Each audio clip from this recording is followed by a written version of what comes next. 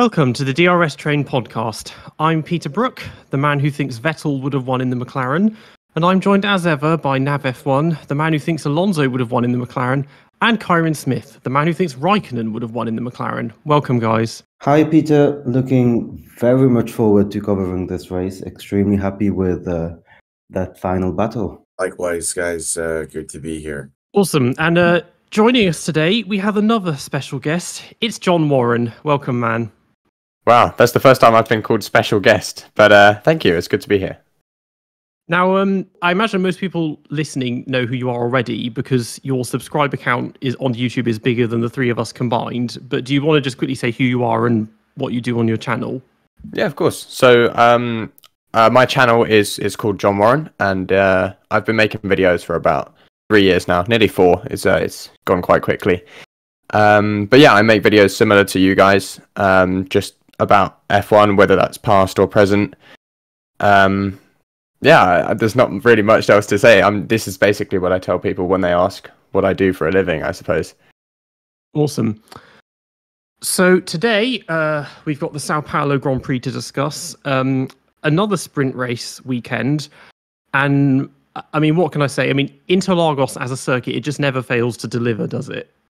No, absolutely not. I love Interlagos. One of the best circuits out there for me. And we saw it even in the sprint race, which we've been slagging off a lot in the recent episodes. The sprint was very entertaining, I would say. Yeah, I agree. I thought it was a very good race for once. I mean, that's the first time I've enjoyed a sprint race all year. So, yeah, very good. I didn't even intend to watch the sprint race. I just scored the first 3 laps, and then I realized, all right, we're actually going to have a lot of battles for once. I think it's a lot of people, well, I say a lot of people, namely the Sky Sports F1 presenters are trying to say this is a victory for sprint races. It's not really a victory for sprint races, it's a victory for Interlagos. No, absolutely right. Interlagos, it's a track that F1's constantly been threatening to take off the calendar, on and off. And I think this weekend proved exactly why it should be there. I mean, they did announce this weekend as well that they've extended the contract till 2030. So I didn't catch that news, but wow, 2030. That's I think it's 2030. So it's safe for the next 7 years, because you think that like Spa, it seems to just be 1 and 2 year extensions each time. Yeah, exactly. Kept it going, and there is an obvious one because it is one of the ones where that they would say that Hockenheim, the attendance isn't so good, even though the circuit's amazing and the races are amazing. But here, it's always a sellout crowd and it has the atmosphere and everything else. Yeah, it's just exactly. a circuit we really, really need. Yeah. And the Brazilian F1 fans, they just absolutely love the sport. I haven't seen a group of people so excited to watch Formula One this year. When we go to all these street tracks where the main spectacle is that there are celebrities on the grid and people are just there because it looks cool. Being in São Paulo, it's a much better feeling because you see this crowd who genuinely want to be there. They're interested in the sport, and even the celebrities on the grid seemed interested this time. Yeah, I mean, it's interesting that there's such hype, even though for the first time in a long time, well, it's been that way for a few years now, there isn't a Brazilian driver. Although I suppose Lewis Hamilton is a kind of honorary Brazilian in a lot of ways, which is quite a switch compared to the kind of reception he used to get there when he was a McLaren driver. Yeah, exactly. He used to be an unpopular guy. Yeah.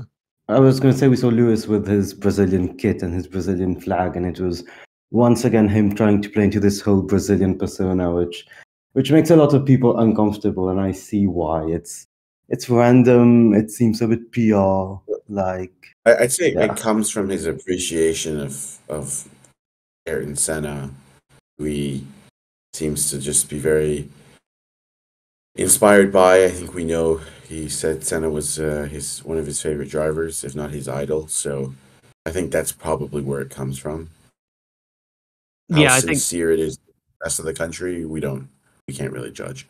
Yeah, I think that's always going to be the case because obviously Senna was always his hero. That they're always going to appreciate that, and I suppose enough, even though it's in the news again, enough time has passed since 2008 for people to kind of put that behind them, and also because Nasr isn't even in F1 anymore, that's taken away that sort of tension.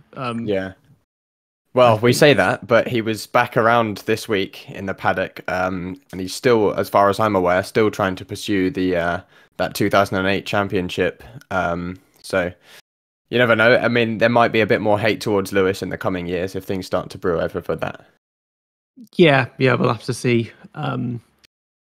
So Well, he wasn't meant to be allowed to come to the race, I think, because he wasn't allowed in Japan and I believe Singapore as well. So Yeah. it was interesting that in the end they did allow him. I think that it would have been very controversial if they prevented Massa to go to a Brazilian Grand Prix. well, yeah, they but could Yeah. not It let was him. nice to see that he was there. So what? I didn't know he was banned. Was he banned for essentially disturbing the He's- peace or something? Or... He's not fully He was banned, asked not but He was asked Yeah. not to come to some Yeah. races. I think they just Politely. recommended he wasn't there. Hmm. Interesting. Okay, I didn't know that. I mean, in Singapore and I suppose Singapore, obvious reasons. Japan, Yeah. I don't get that so much. Silverstone, I would understand probably if he was going to be causing some trouble there, but yeah, that's an interesting one. He's obviously not on good terms with the authorities at the moment. No, obviously not. But he hasn't actually been causing a fuss, as far as I'm aware. In Brazil, he was just a spectator essentially.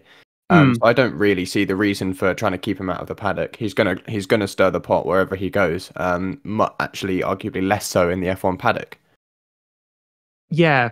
I mean, he does. I suppose he doesn't do. He used to do Sky Sports commentary. I don't know if they're still including him in that, but I suppose if he's allowed to take this action, they can't stop him. It's just that it does damage the sport and it resurrects old problems that probably shouldn't be resurrected as well. But whatever.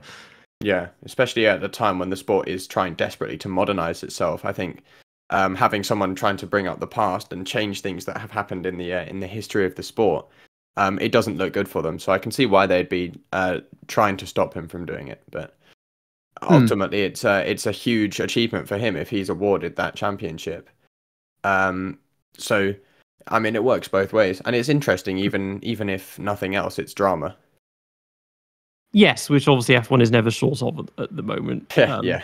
And maybe we need more of it with the declining ratings this year. But And they're scared of Massa bringing up the night race, the famous night race in 2008. But on Friday, we got something that seemed to become a night qualifying session when we reached Q3, which was also very interesting. And I think, that brings us to...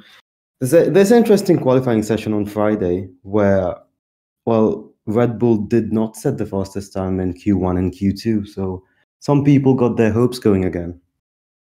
I don't know what to make of the weather. I mean, this was because they delayed quali because they just said debris on the track, but I don't know what from, because I don't think there were any accidents in practice. But Alonso, he said it was like having sand blasted in his eyes when he was driving around. So the circuit, there was something on it. Without that delay, we wouldn't have got the rain and the darkness coming in at the end of Q3. But when it did come, I was like, I couldn't believe how dark it was. The wind was ridiculously strong. It was blowing the canvas roof off the grandstands. And I was thinking, surely, like, something this strong, they would have had prior warning that there was because this can't be the first tropical storm that's ever happened in São Paulo. Like, it was just a bit... I just couldn't believe it, how dark it got. Yeah, and there's no way they couldn't have seen it coming. I mean, even if it wasn't actually visible, they would have seen it on radar when it was miles out. So they should have at least had some sort of warning. But I guess initially it wasn't meant to be a problem if qualifying had started on time. Yeah.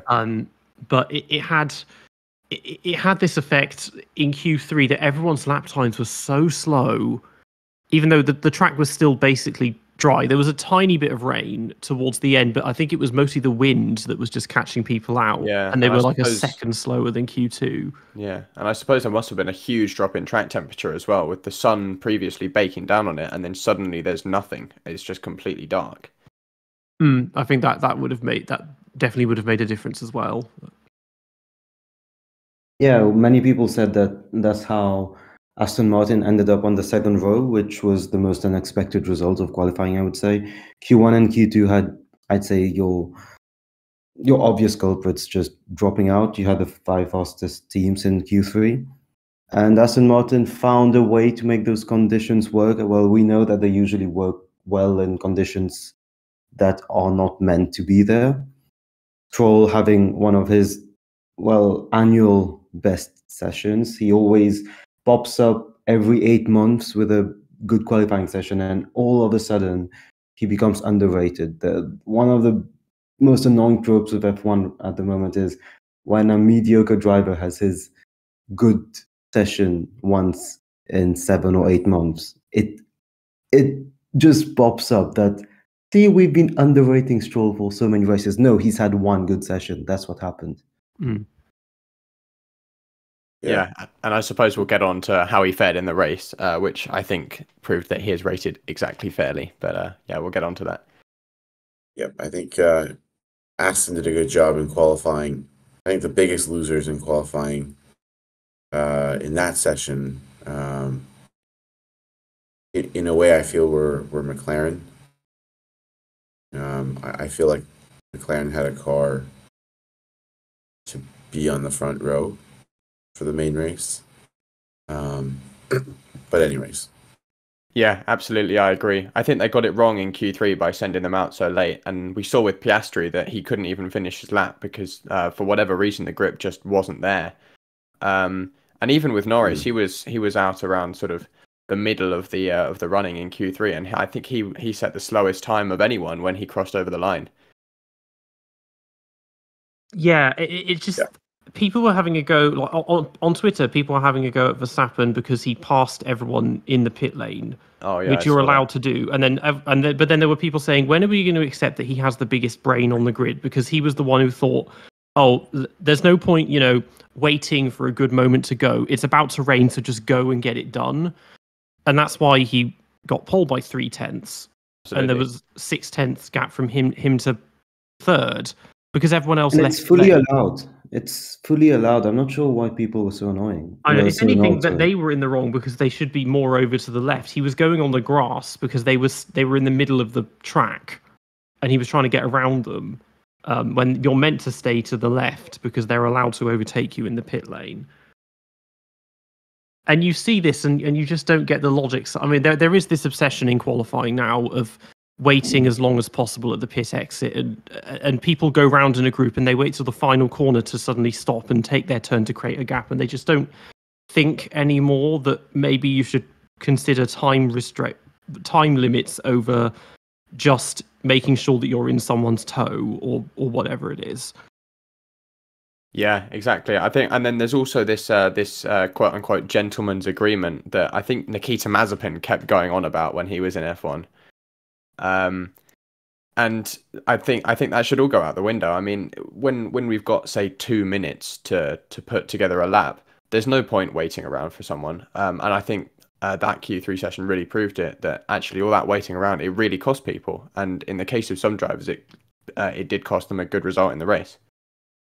Yeah, I mean, the lap times, like Sainz's lap time in Q3, if he'd set that in Q1, he would have qualified last by 0.7. That's how much time was being lost in Q3. And Max, he lost 0.6 in Q3. The fastest lap of the weekend was actually Norris's lap in Q2, which was 0.7 faster than his pole time.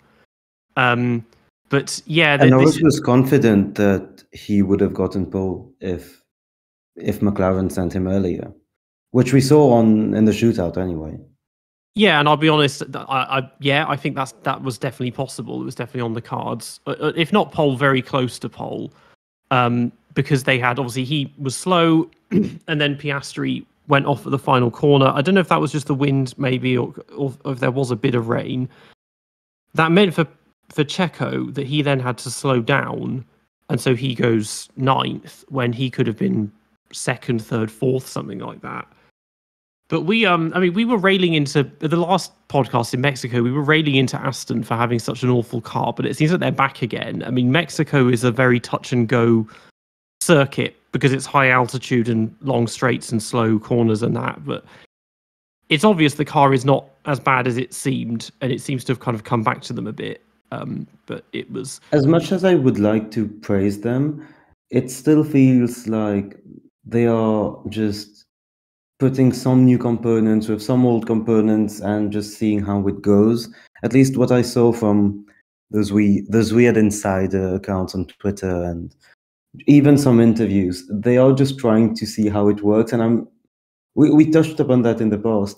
They have engineers who should be able to predict what happens regardless. And I know that, well, they said that for Brazil, they just tried out some new things with some old things. It's Formula One. You're meant to know what you're doing.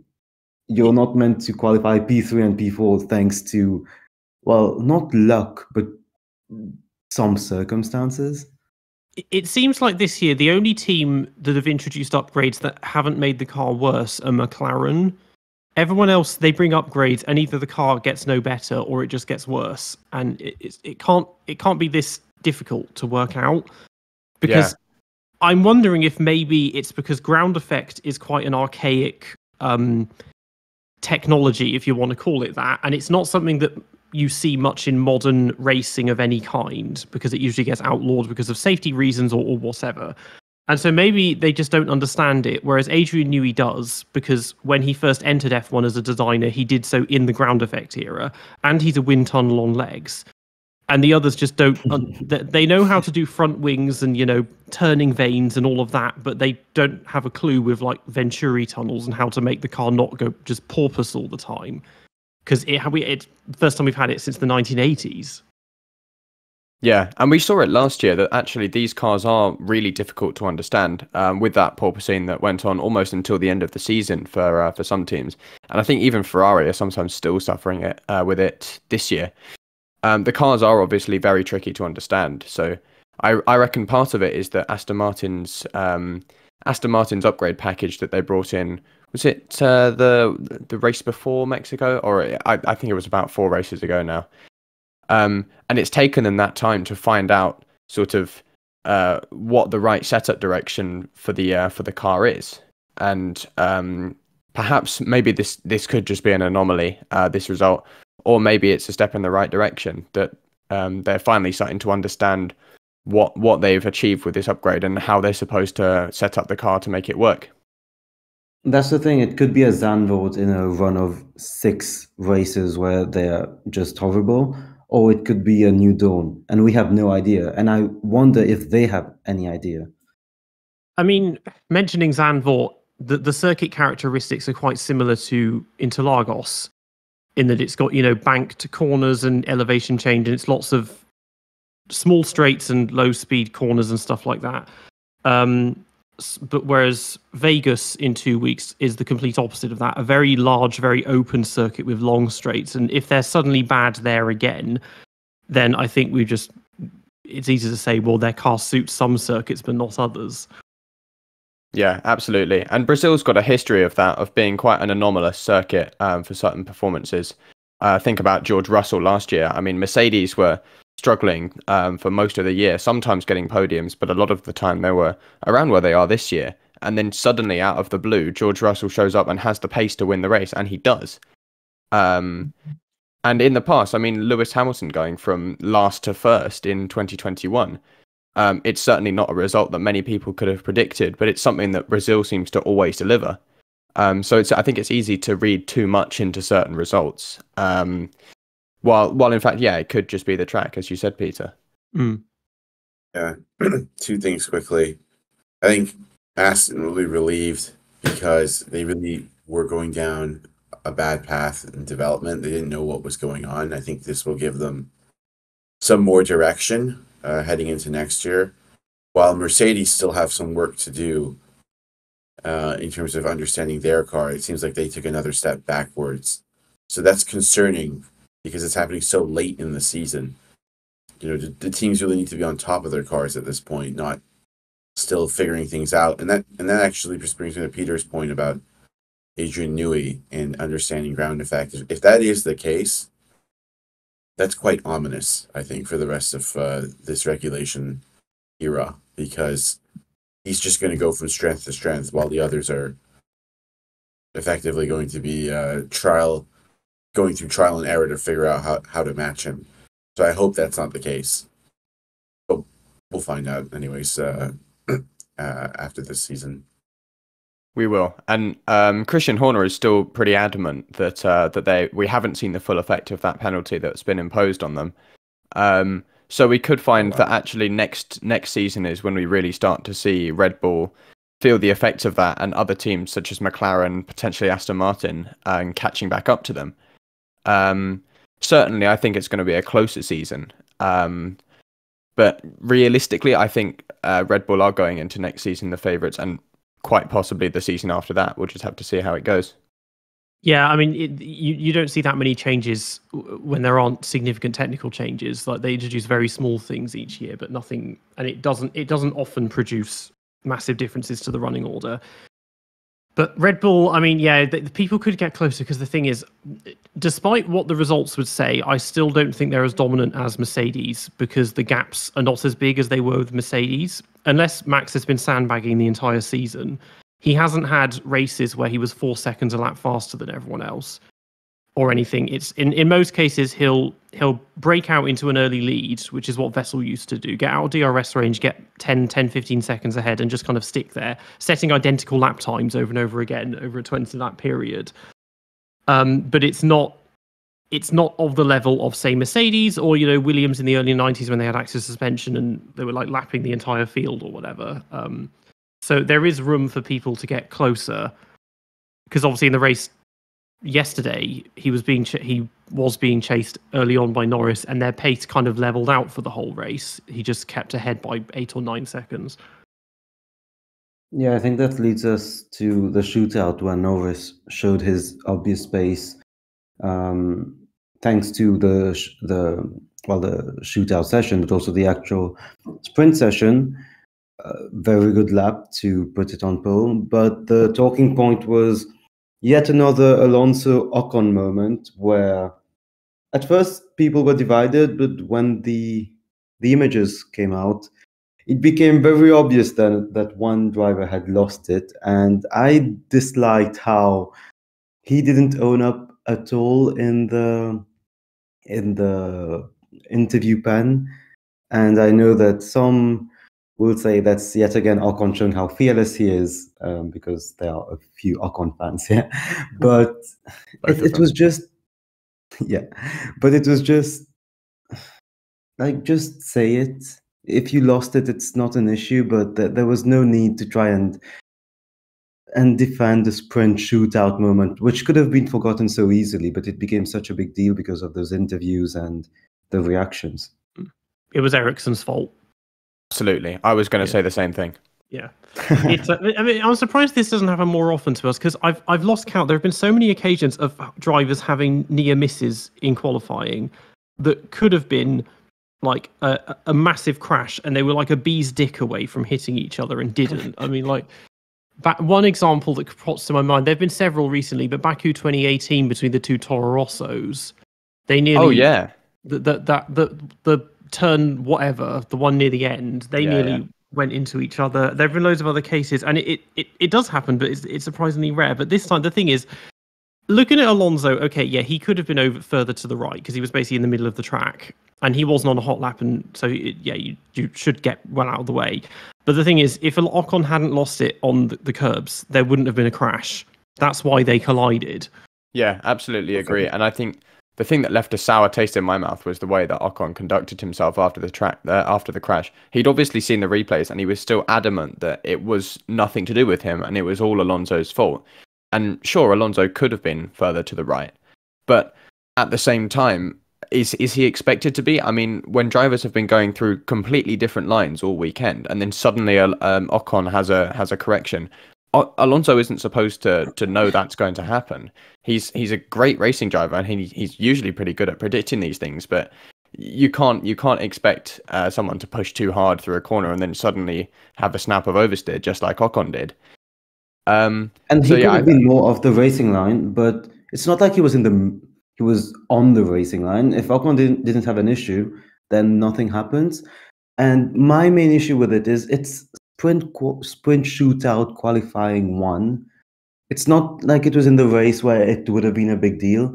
There was no issue with just owning up and moving on. It would have been a small incident, but the entire reaction made it such a big issue. Well, it's entertainment, which is fine, but there wasn't a need for Ocon's reaction, in my Also, opinion. sprint shootouts don't matter because sprint races don't matter. Exactly. Agreed. Yeah. Agreed. Yeah. So I'm just going to go ahead and say I do disagree with every single person on this podcast on this issue. And here's why. Ocon, in my opinion, was sizing up Alonso before he got to the corner. So as he's coming out the exit of the turn 2, I guess, he's already seeing Alonso not properly positioning his car. So that's, in my opinion, and I think what Ocon said, caused him to go further left onto that curb than he had initially wanted to.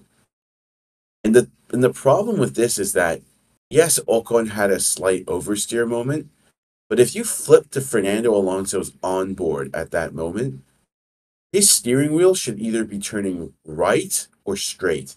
He's turning left.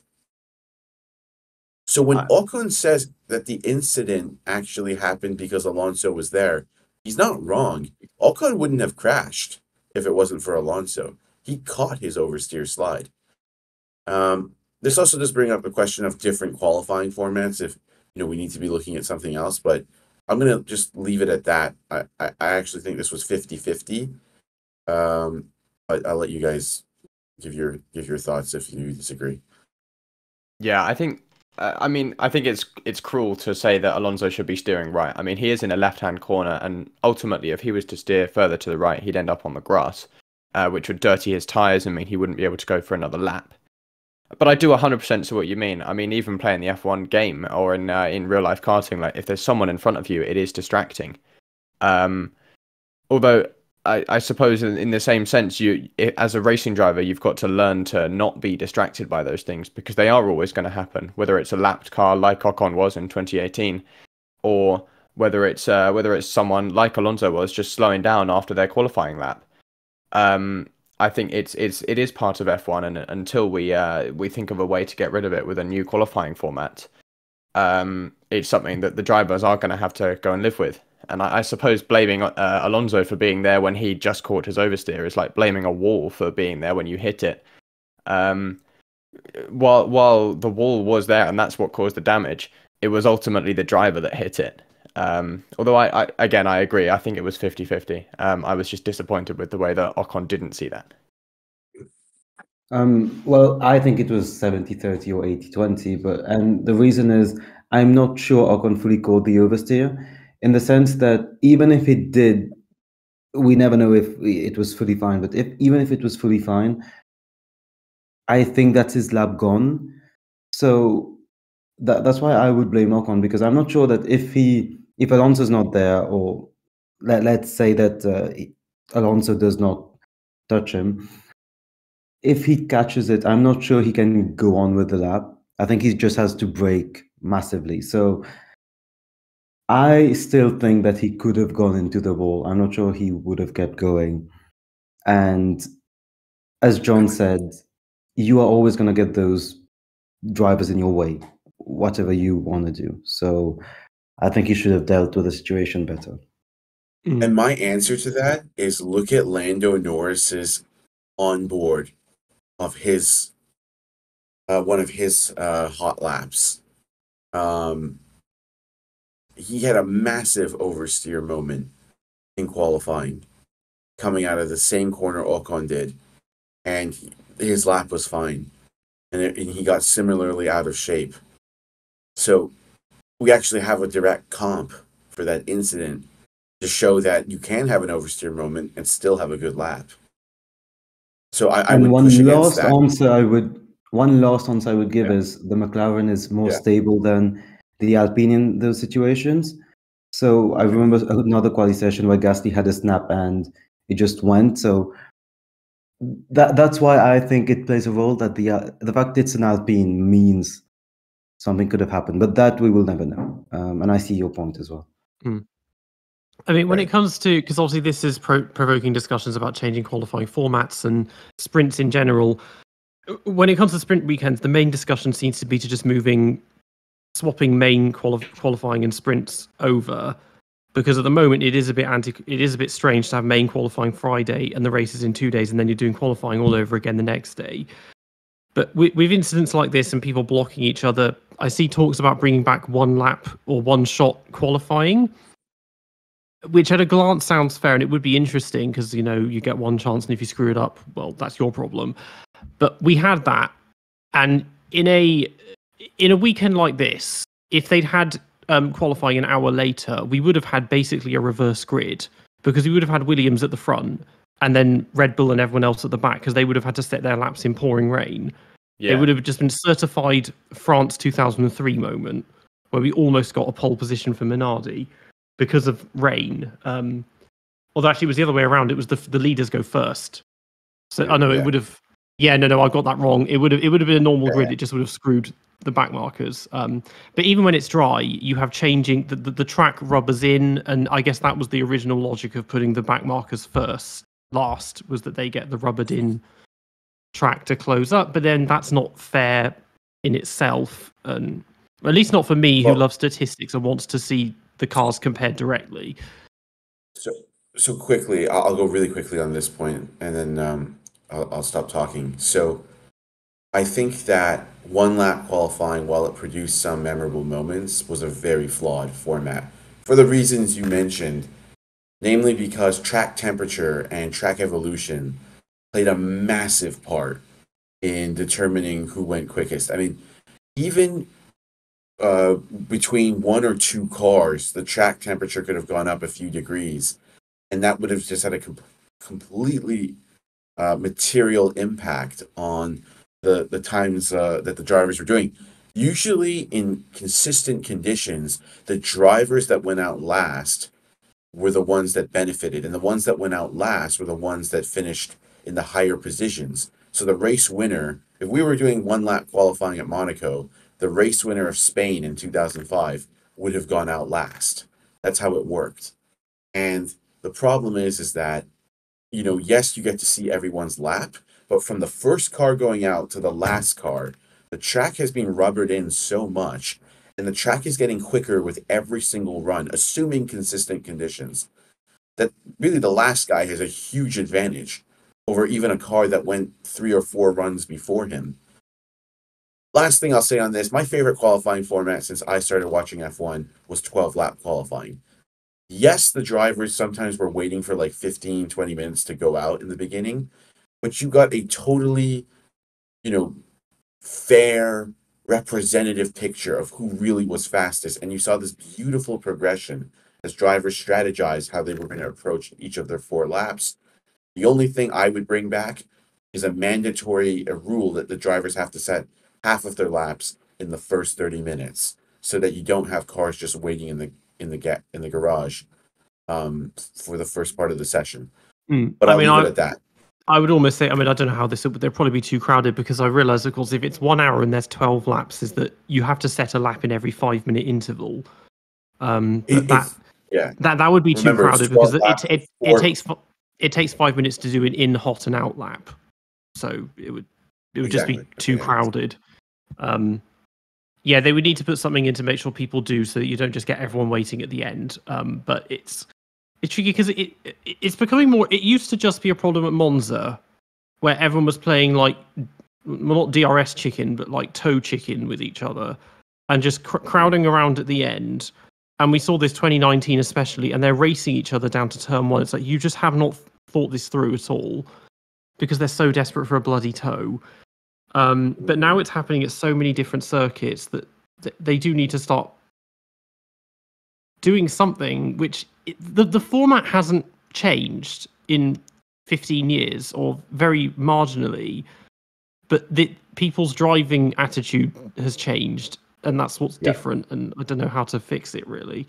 Yeah, I fully agree. I think in the past, drivers would just go out and set their laps. I suppose also they struggled less with dirty air, of course, with older cars. They're producing less downforce and in a less complex way.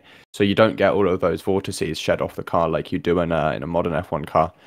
But at the same time, I think, there's definitely a bit of driver mentality there, saying, I need this clean air. I can't do my lap otherwise. And like you said, Ciaron, about Chiron, sorry, about how Ocon was put off by Alonso being there.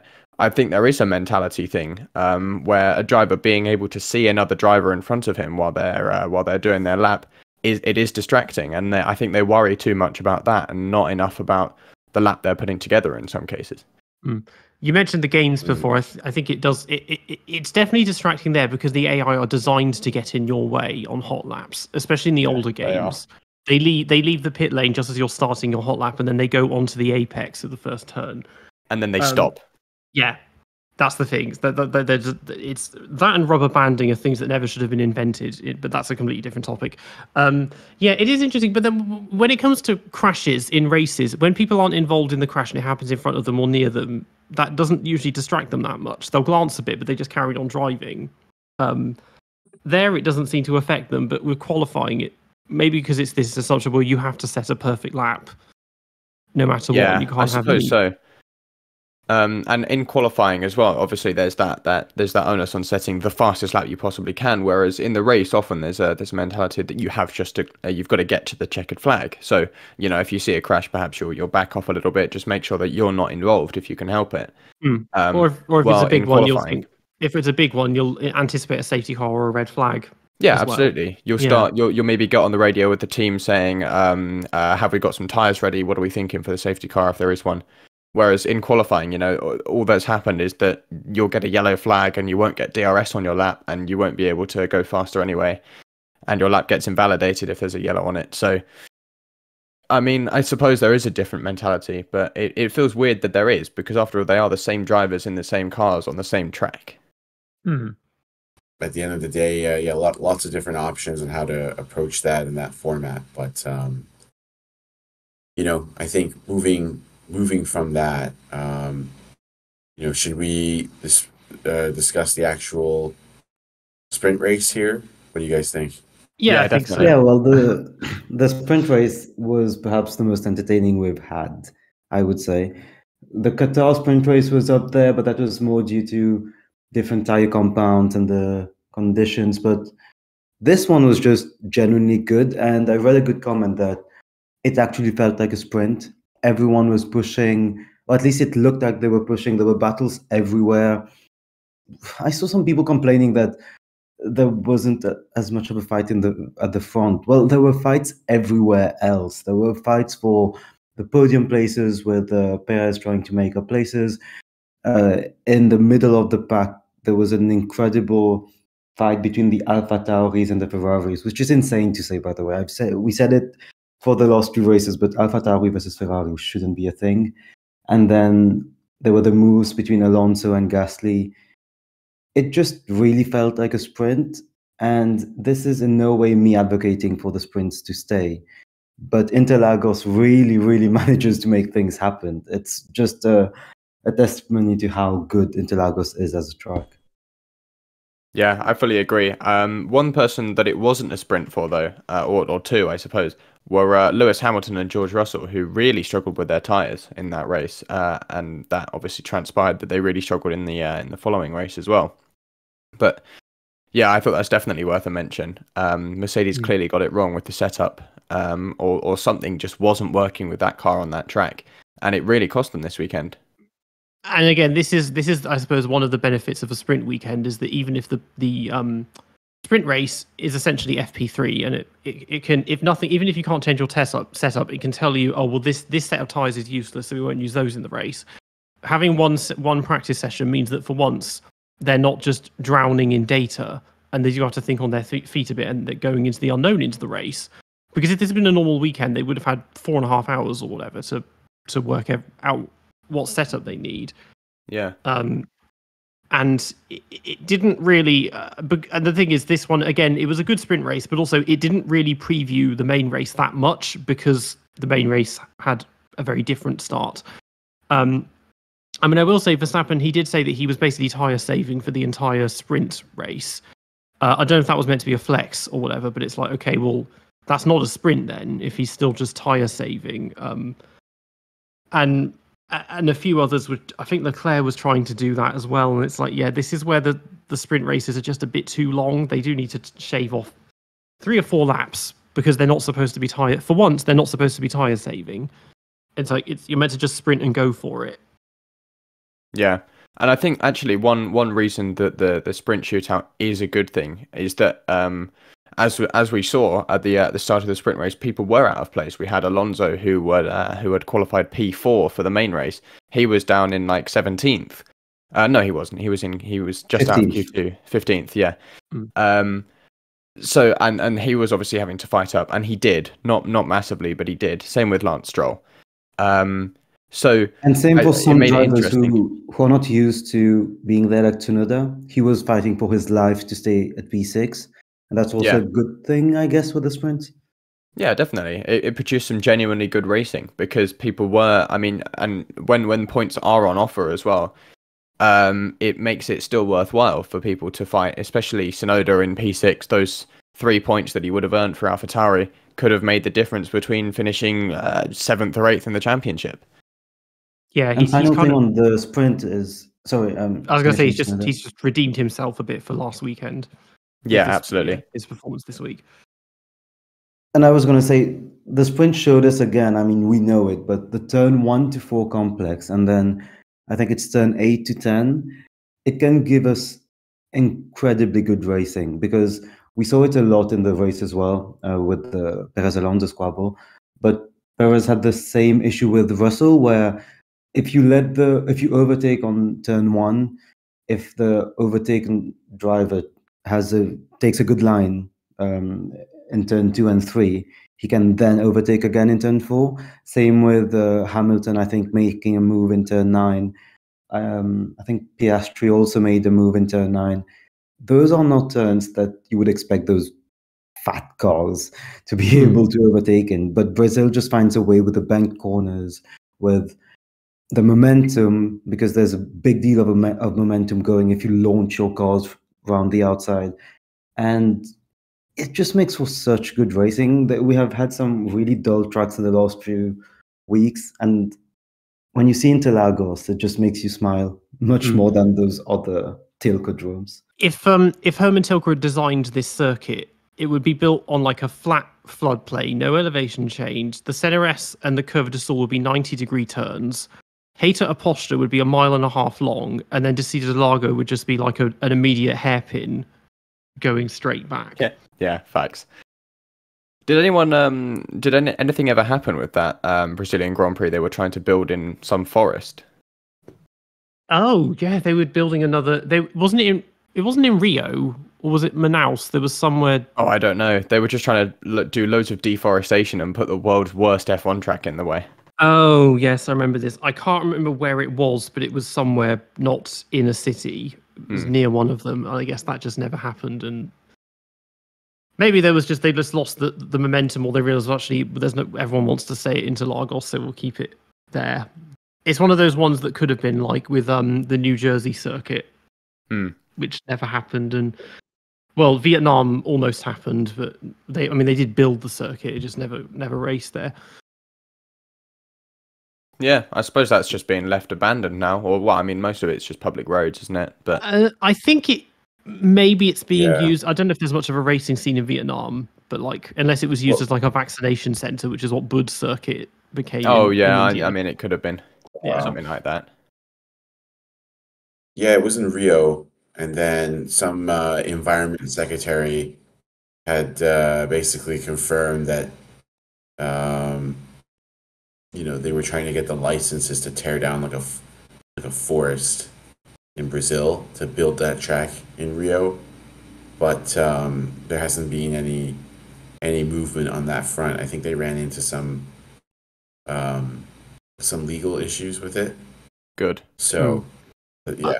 I think one consideration as well was because the Nelson Piquet circuit, which did used to host the Brazilian Grand Prix, that was completely destroyed to make way for the Olympic Park for the 2016 Rio Olympics. And so they're thinking, okay, well, we had a circuit here which is now gone, so we need a new one. That's maybe another consideration. Yeah, I remember Hamilton came out with his kind of activism against the new Rio track because they were tearing down a forest. So, I mean, there was a lot of also just outcry over the fact that they were, burning down trees and stuff like that. So, Yeah, all in all, not much benefit in going there, I think, over Interlagos, as everyone has mentioned. No, it wasn't very We Racers 1. No. No. But yeah, the sprint generally good, and obviously Norris, he lost the start at the beginning, and people saying he's a bit too nice, and that maybe that was the case. But also, the second place has the inside line, so that's always going to give you a bit of an advantage, especially on a circuit where you're on a hill when you start. And I don't know if F1 cars have to do like a sort of hill start in that sense, but I mean, they're they so. do.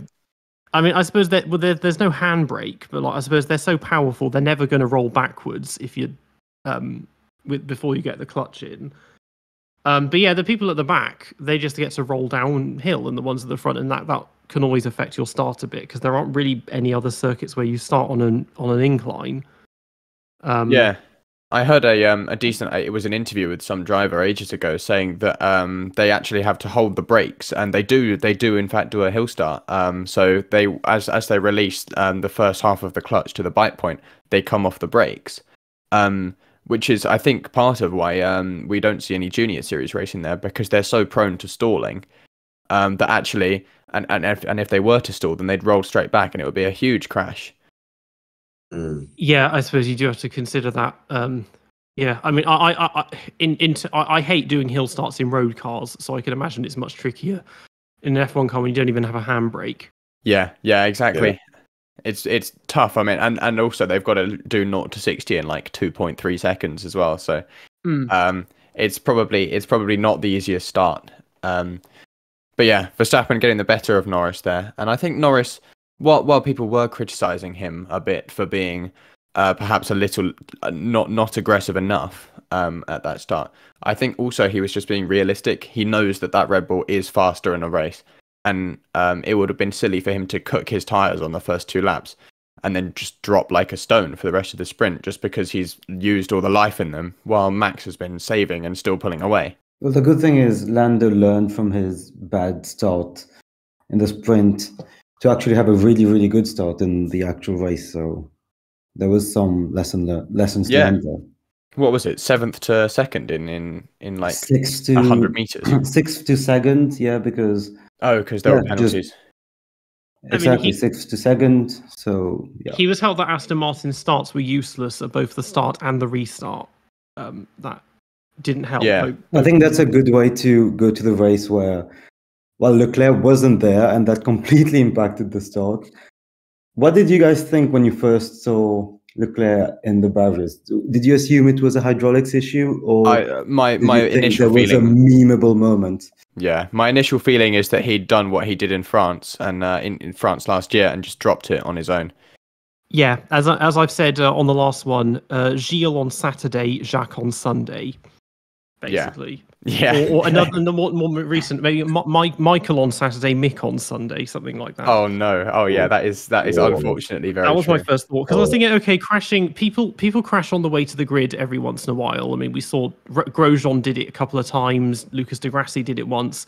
Formation lap accidents are quite rare. You get breakdowns, yes, but not accidents. But I thought, well, this is Leclerc, so anything can happen with him. Yeah, it was just funny. I mean, but my perfectly legal stream was about 30 seconds behind everyone else's on Discord. So everyone was going on about Leclerc and Stroll's P2, and I was like, they've just started the formation lap. What are you talking about? And then it came. I was like, oh, okay. So he's not even going to start. I mean, surely it's got to be time for Leclerc to be considering other options, because Ferrari have so consistently let him down.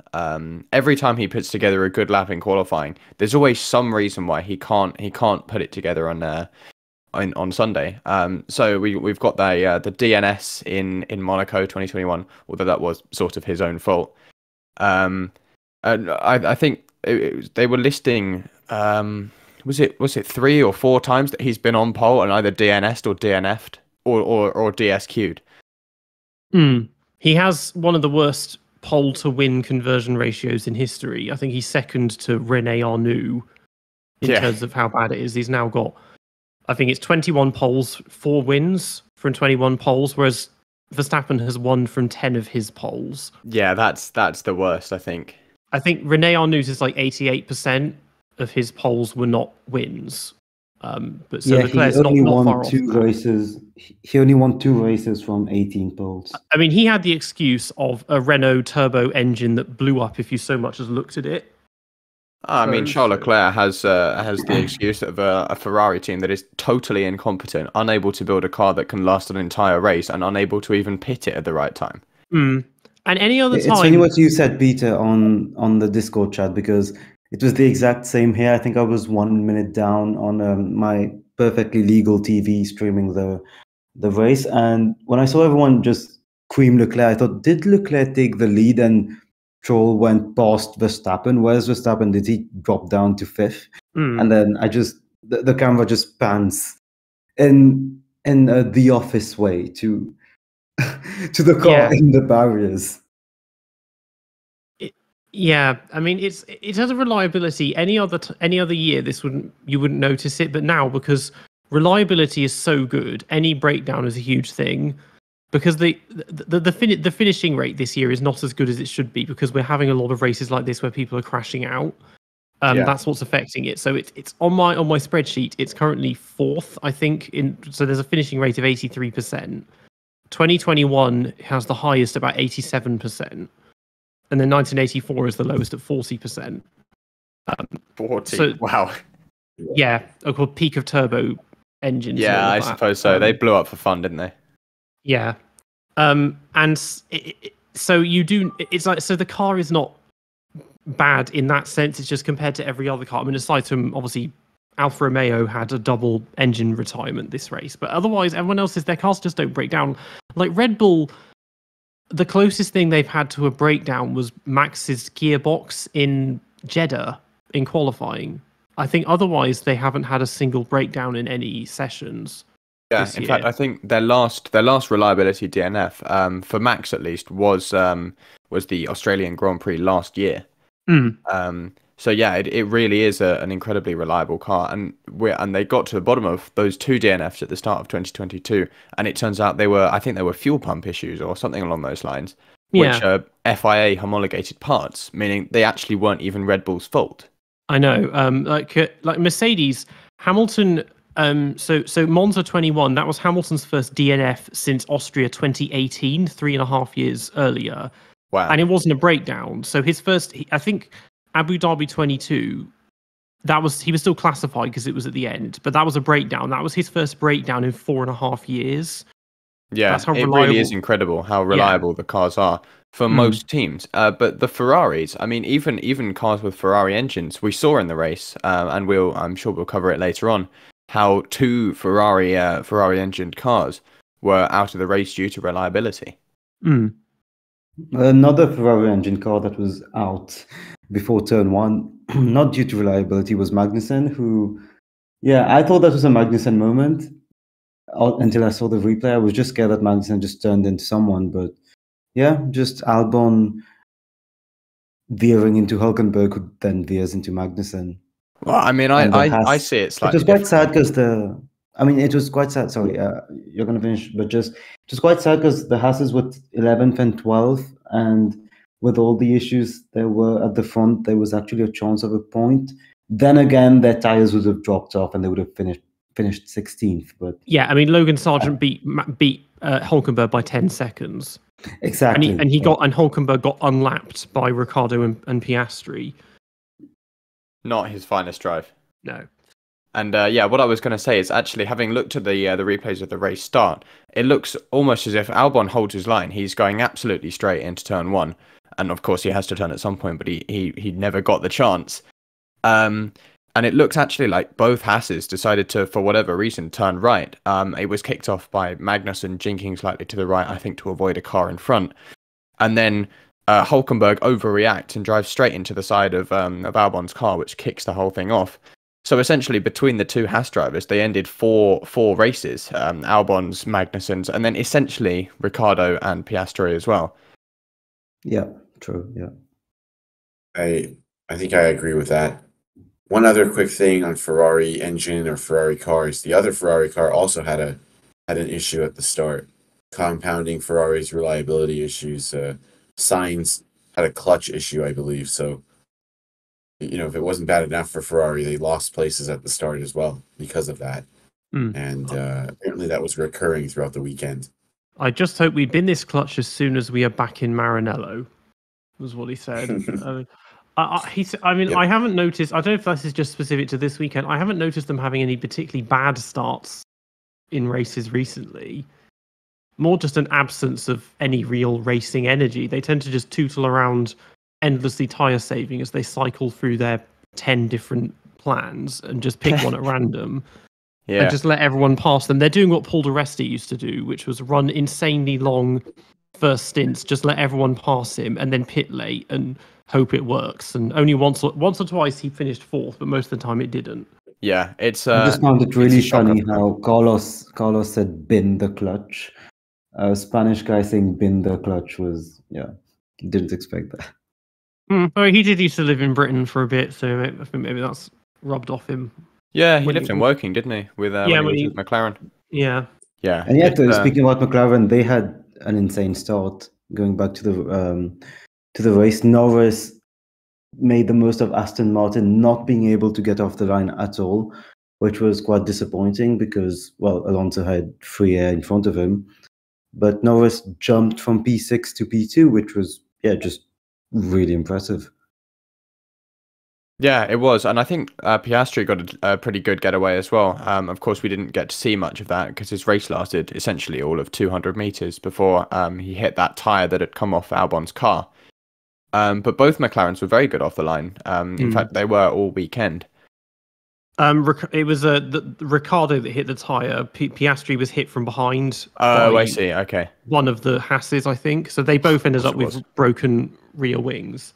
Yeah. But when there's nothing that screams bad luck more for me than getting hit by a tyre. There's nothing you can do in that situation. Yeah, it reminds me a bit of, was it George Russell in 2020 in Spa? When there was a tyre that came off Giovinazzi that elected him. Yeah. Yes. Yeah. But it meant because then the race got red flagged and they were like, oh, actually, we could be back in this. And obviously they did get the two cars repaired. But then when they restarted, they were a lap down because they'd gone straight into the pits and everyone else had done another lap behind the safety car. Yeah. And it's like, well, that's, I get that, the transponders and all, but that's kind of not massively fair. But that's just the difficulties again of, they were fairly prompt for once with getting the safety car because they pulled it. They were just going through Descida de Largo, whereas any other race they would have waited until they got to the start of the second lap and then suddenly realized, oh, maybe we should have a safety car now. Oh yeah, now we're about to collect more cars. Yeah. And the red flag, I mean, I guess that was the barriers took a bit of a hit, but they were like, it's going to take forever to clear this up, so let's just do a red flag. Yeah. But when they restarted and they were both a lap down, I was like, do they know? Because it's like, well, at this point, there's no point unless they were probably banking on another safety car, and then they would have been allowed to unlap themselves. So otherwise, it's what do we think about this? Because Ricciardo was really annoyed about it. Well, understandably, but he said that if there had been a big crash and 12 cars had issues, they would have never made 12 cars start a lap down. And I do see what he meant there because it just seemed a bit unfair that Oscar and Daniel had to start a lap down for, well, firstly on a moral issue that they weren't even really involved in, and then secondly, that's their entire race undone. I mean, yes, they still have to start from the pit lane, but make them do a lap before everyone else goes back out again. Because why don't they do 2 laps to the grid? There's time for that because they love this whole thing of, okay, we've stopped everything, so let's sit here doing nothing for 20 minutes and then we can go again. Just let them do a lap and come back in the pits, and then the transponder resets itself or whatever, and they're back in the race. Because it's not like it's an HRT, and it's like, well, they're going to get lapped 3 times anyway. Like, these are competitive cars, so you may as well let them. I mean, you had 2 cars start a lap down based on a turn 1 crash. That's insane. Yeah. Although one thing to note was that Piastri's car wasn't fully fixed after the crash. McLaren said they didn't have the time to fix the whole thing. meaning actually his pace was nowhere at all after the second start. I mean, it wasn't too bad because he did get passed by Ricciardo. He finished about 10 seconds behind. So he only lost about 10 seconds across the whole race, which is what Norris lost to Verstappen. So well, I suppose. I read that it's funny to think that if they hadn't gone to repair their broken rear wing, at least if Ricciardo didn't repair his broken rear wing, he would still be on the lead lap. So he got penalized for doing what was right, which seems to happen a bit too much with Formula One recently. Yeah, we see a lot of that, but I suppose, they've still got to play it by the book. And if every car's done a lap, then there's no rule that says that anyone else has to be allowed to unlap themselves. So, not that we saw that in 2021, but that's another story. I mean, the rule about unlapping was it was brought in just to, I forget, it'll come to me in a second what year that was introduced. But it was done to obviously just to get back markers out of the way. But this year it's not as necessary because we have races such as Spa where no one gets lapped because the field spread is so small. What year was it? I think it was 2008, 2009 they brought it in because I know they didn't have it in 2006. That you had to let them unlap themselves, but they brought it in just to get them out of the way because we had lots of races where they would be stuck in the middle of the leaders and messing up their races and everything. Yeah, I suppose the next thing to cover then would be the second start of the race without Piastri and Ricciardo, essentially. I think it was another great launch by Norris, just a better one from Max Verstappen. But for a little while, I felt like actually the two of them were going to have a little bit of a fight.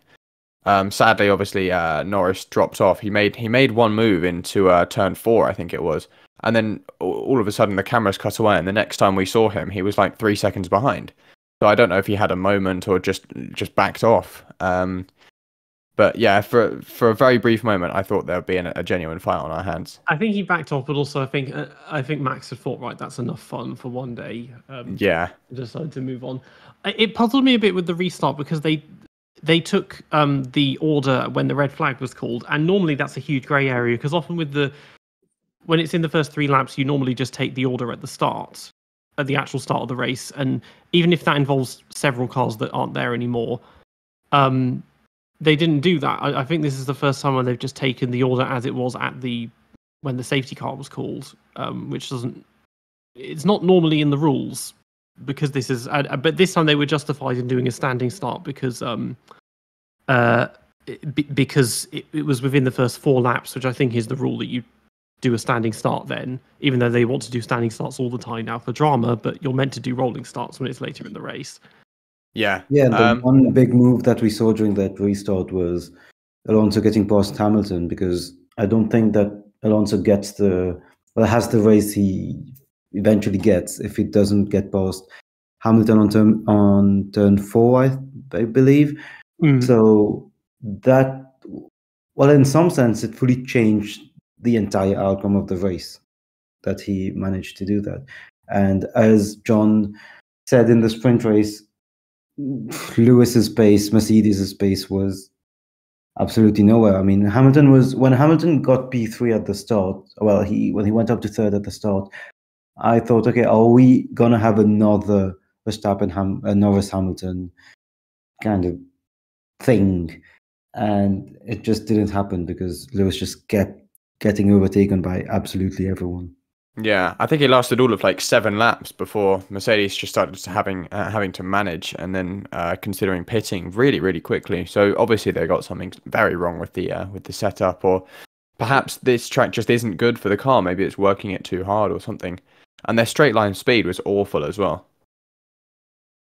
Yeah, neither soft or medium tires was really working for them. That was the big shocking revelation there for me, because I don't think I'd seen them quite struggle to that extent, and you wonder if they just got something horribly wrong with the setup, because the car never looked to struggle this much, really, as far as I can remember, in any race in the second half of the season. Yeah. And it wasn't that, Hamilton was holding up Russell. I thought they should have switched Russell and Hamilton initially, I mean, I was somebody that was initially saying, "Oh, look, Hamilton's holding up Russell," but when Russell had free air, he was no quicker at all, was he? So Yeah. And they're really struggling with the tires when you've got Hamilton asking for the hards when everyone was so sure at the start of the race that they would be rubbish. I mean, they were literally like driving on rocks, but that's what the Mercedes needed just to stay in the race. And what surprised me is their final stint on softs. Usually we see Mercedes be really fast when they have a low fuel load and they're on softs. And I thought they would make time there, but they didn't. And for the entirety of the last 15 months, we saw that was their forte. That's where they really made up ground on people. So I agree with Kyron that there might have been a setup issue, but because there's no way they just lost pace on low fuel load, because they are insanely fast on low fuel load compared to their normal race pace usually. I mean, last year this was their strongest circuit, and now it's become one of their weakest this time. Yeah, it's strange how a year can change so much. But part of me wants to think that actually this is it's not something they got wrong. It's just that the car wasn't suited to this track in a way that last year's car really was. Of course, they got rid of the zero side pods halfway through this season, and it seemed to have made basically no difference. But then they've climbed their way back up the order. So obviously those upgrades they've improved the car overall. But in this race, for whatever reason, it seemed like it really hurt them. Fair. I think I really realized when... Yeah, go on. Yeah, I was just going to quickly say that this car is set up on a knife edge, apparently, according to Toto Wolff and both drivers. It's just I struggle to see how it could just be car specific if this car is a podium contender in the past weekend, or 2 weekends ago now, and then suddenly they're 1 second off the pace. Yeah, it's a serious issue. I mean, Hamilton almost got lapped. He was about 10 seconds away from getting lapped in the end. Yeah. But yeah, I mean, speaking of Toto, he does seem to have a very low paying threshold for car performance. Yeah, you could say that. Keeps complaining how awful this car is and, oh, we don't deserve to win any races in this or whatever. And it's like it's one of my biggest gripes with Toto. He has slagged off this W14 as if it was the 2020 Ferrari or some other notable flops for big teams. This car is second in the constructors' standings. This car got 9 podiums this season? I think Lewis has 7 and George has 1, so I think it's 8 podiums. It has been running in second in a lot of the recent few races. And you're telling me that this is a car that they never want to see again, and it's also going to be a car that's not going to be exposed in the factory. I mean, it's so dramatic for what is it? Part of me thinks he's saying it for Drive to Survive purposes. We talked about how Ocon's statement last week was for Drive to Survive purposes, according to Jacques Villeneuve. I just think that there's no way Toto is saying this with a straight face. The car is not that bad. Yeah, it's all right. I mean, if this was 1995 and they'd finished 8th and they'd been lapped 4 times and they'd only finished 8th because nobody could build a car that worked that year, I would get it. But you finished 8th on pace on the lead lap. Like, the car finished, it's not a bad car.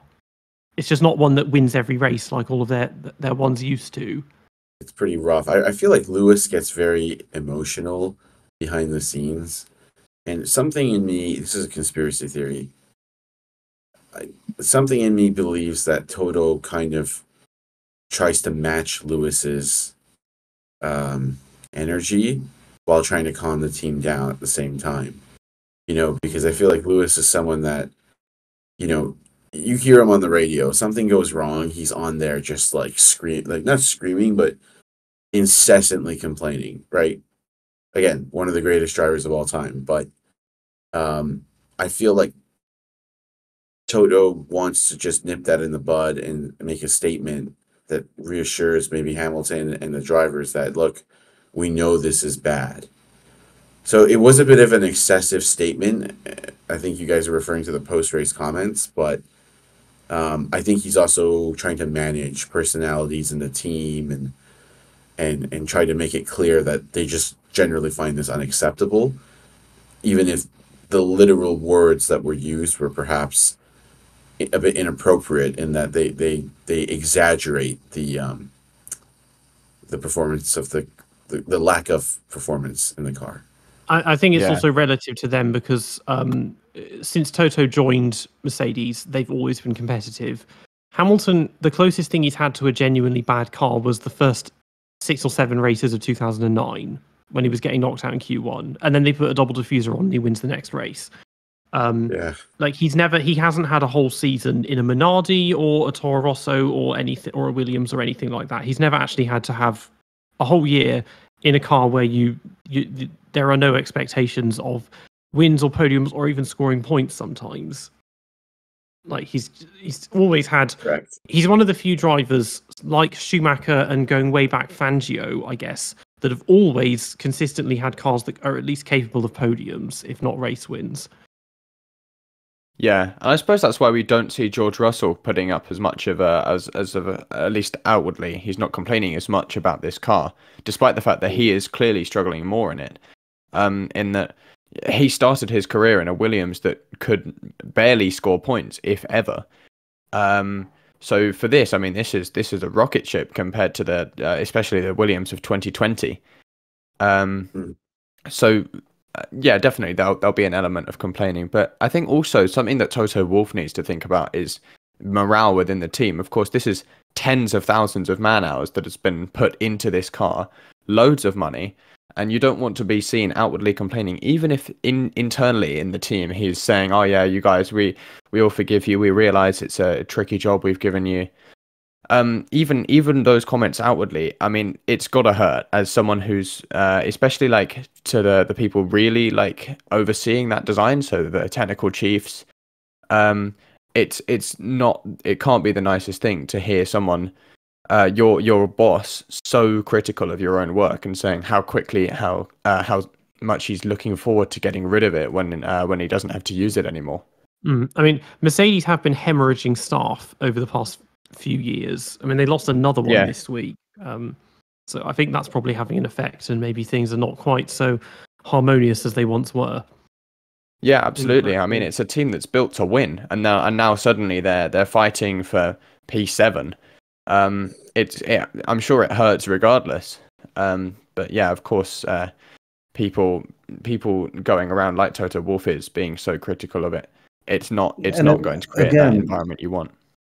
Yeah, again, after 1 week after they finished second, 10 seconds clear of P3, that's what just didn't sit right with me. It's not like this is the 6th race in a row. They were very good just 6 days ago. Yeah, it's like they're pretending to be a top team in that they have to be disappointed with anything other than a win. When actually they should just accept that they are where they are and work to be in that top team, rather than assuming that just by complaining they'll become one tomorrow. They should go back to their roots and remember their first year as BAR, where Jacques Villeneuve failed to finish the first 11 races.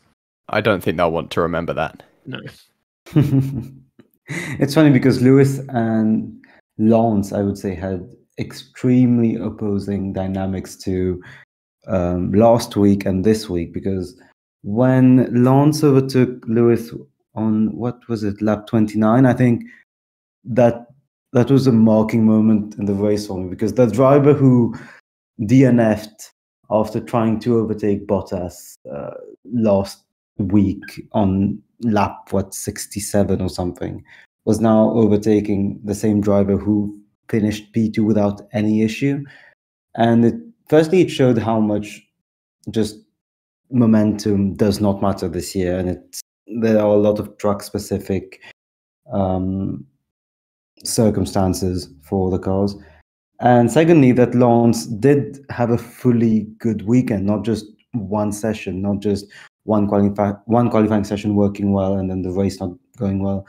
He was having very good pace, and I think he was lapping the same as Alonso for a good chunk of the race, at least for the middle phase?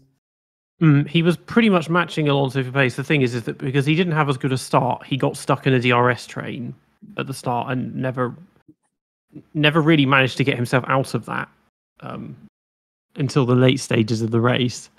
Yeah, I mean, towards the end of the race, also Aston Martin chose to pit him, which I'm still standing by my opinion that it was the wrong decision. It reminds me a bit of when they pitted him for a new set of inters on the 2020 Turkish Grand Prix. They pitted him sort of out of necessity, I suppose, or perhaps like not wanting to take the risk of maybe having a tyre blowout or really dropping off in pace. But actually, I think considering where the results have been the last few weeks, it wouldn't have been so bad for Aston Martin to take a risk this weekend and see what Stroll can do. Yeah, because I think the worst they could have done would have been finishing P6, and at best it's still a P5, and he helps Alonso even more. So I'm not too sure why they did that.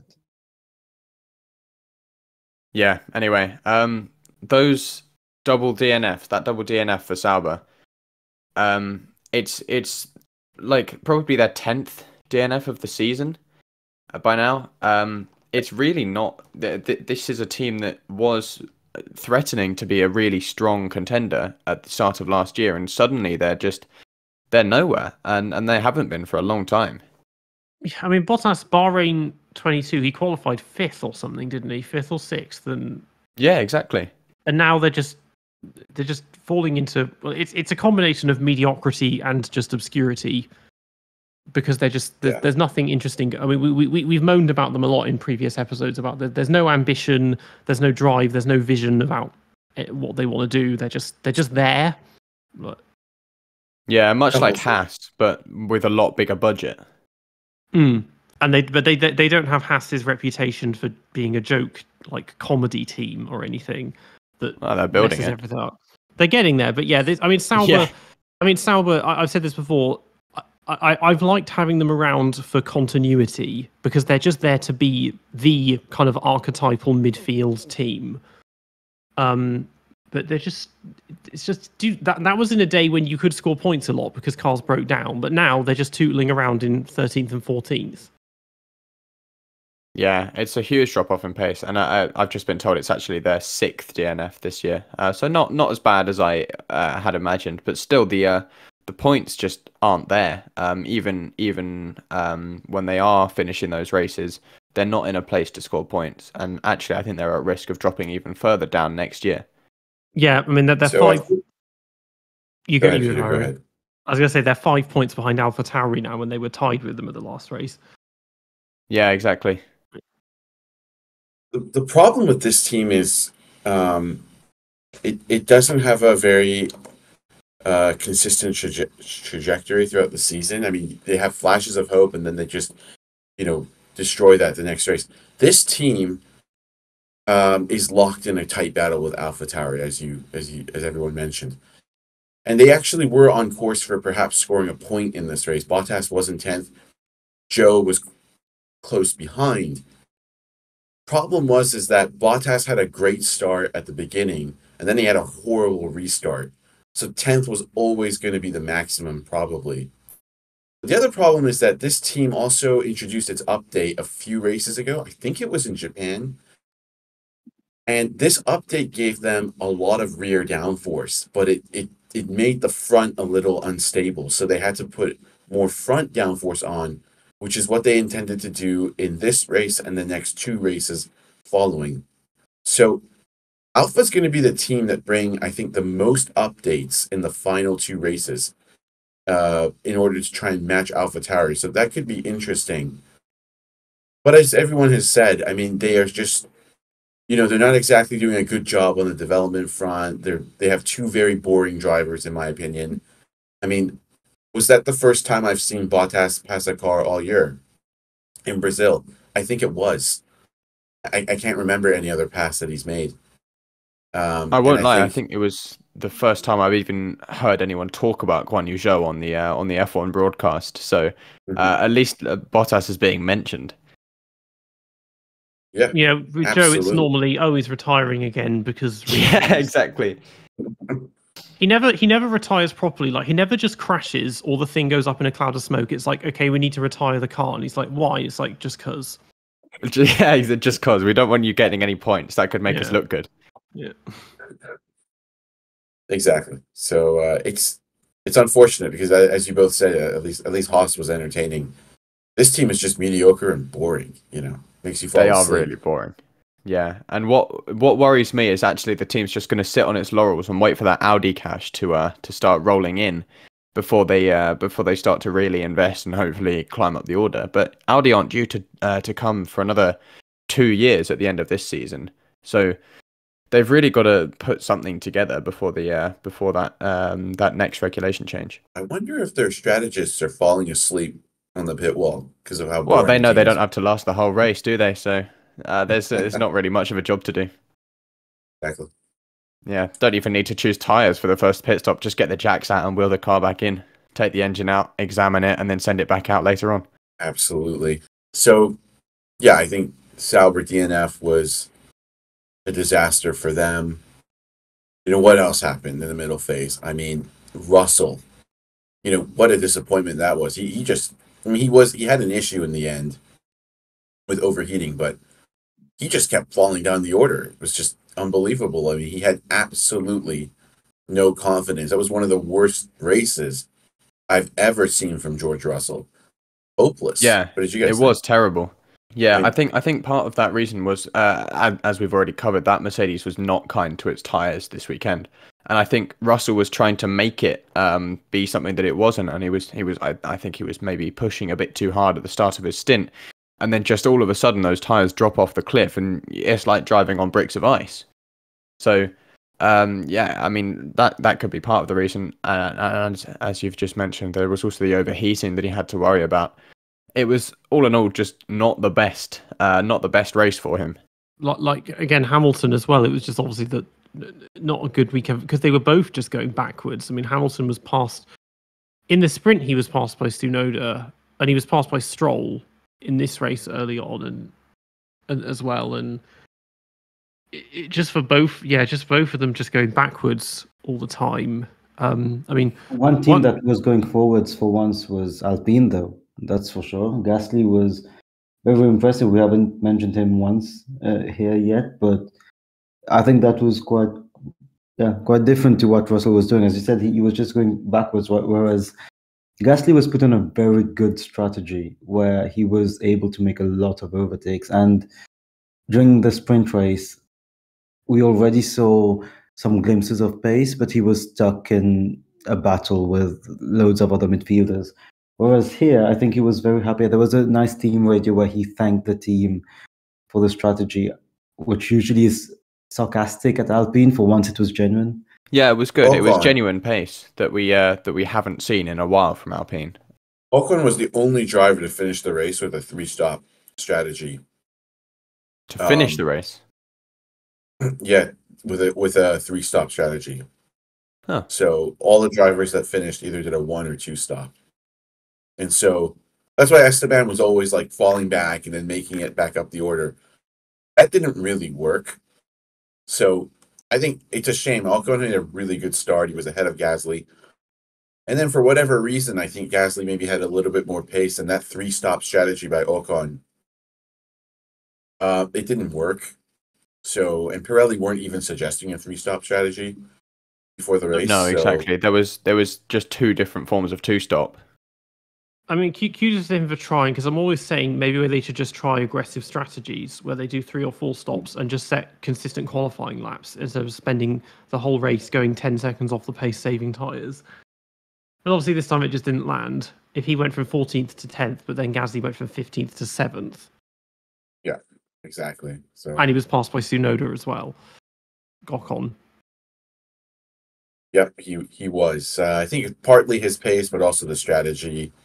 A shame because as controversial as he is, you know, I'd rather see him mixing it up with drivers at the front than Gasly. I think Ocon is more tenacious. I think he is less afraid to cause controversy. So, I've always said Esteban Ocon is not the best driver on the grid, but he is That's a a hot magnet. take. No, he's not the It's best driver. lukewarm but at he's best. lukewarm at best, but he deserves to be on the grid. He's not some incompetent pay driver, with all due respect to some of the drivers on the grid. So let's say he's like in the middle of the grid, but he is just not afraid of anybody. And back to, John's comment at the very beginning of this podcast, is his conduct always correct? No, that was an extraordinarily rude radio message he sent about Fernando Alonso after the crash. That is pure disrespect. But it's a bit similar to what Montoya had, although I'm not going to compare those two drivers. Ocon is not afraid to get stuck in. And so I always hope he gets, as a neutral at the moment, I always hope he gets up there, because I know he'll send one, or he'll try to put someone in the wall. And of course he should be penalized if he does something bad, but it's still an element of excitement that I enjoy. That's all I'm trying to say. Yeah, I think in terms of raw pace, he is one of the okayest drivers on the grid. But he does like to get his elbows out, and I think that's something that we should appreciate a bit more. Even though, most of the time, every time he goes for a move, he ends up putting someone in the wall or putting himself in the wall. It still makes for good drama. I still feel like the racing in junior series, especially like F3 and F2, when those drivers aren't as accustomed to just making those clean moves and just flying past, when it can get a bit scruffy, I do think that makes it more exciting, and it makes things, there's a bit more jeopardy. There's a bit more risk in making a move, which is always exciting.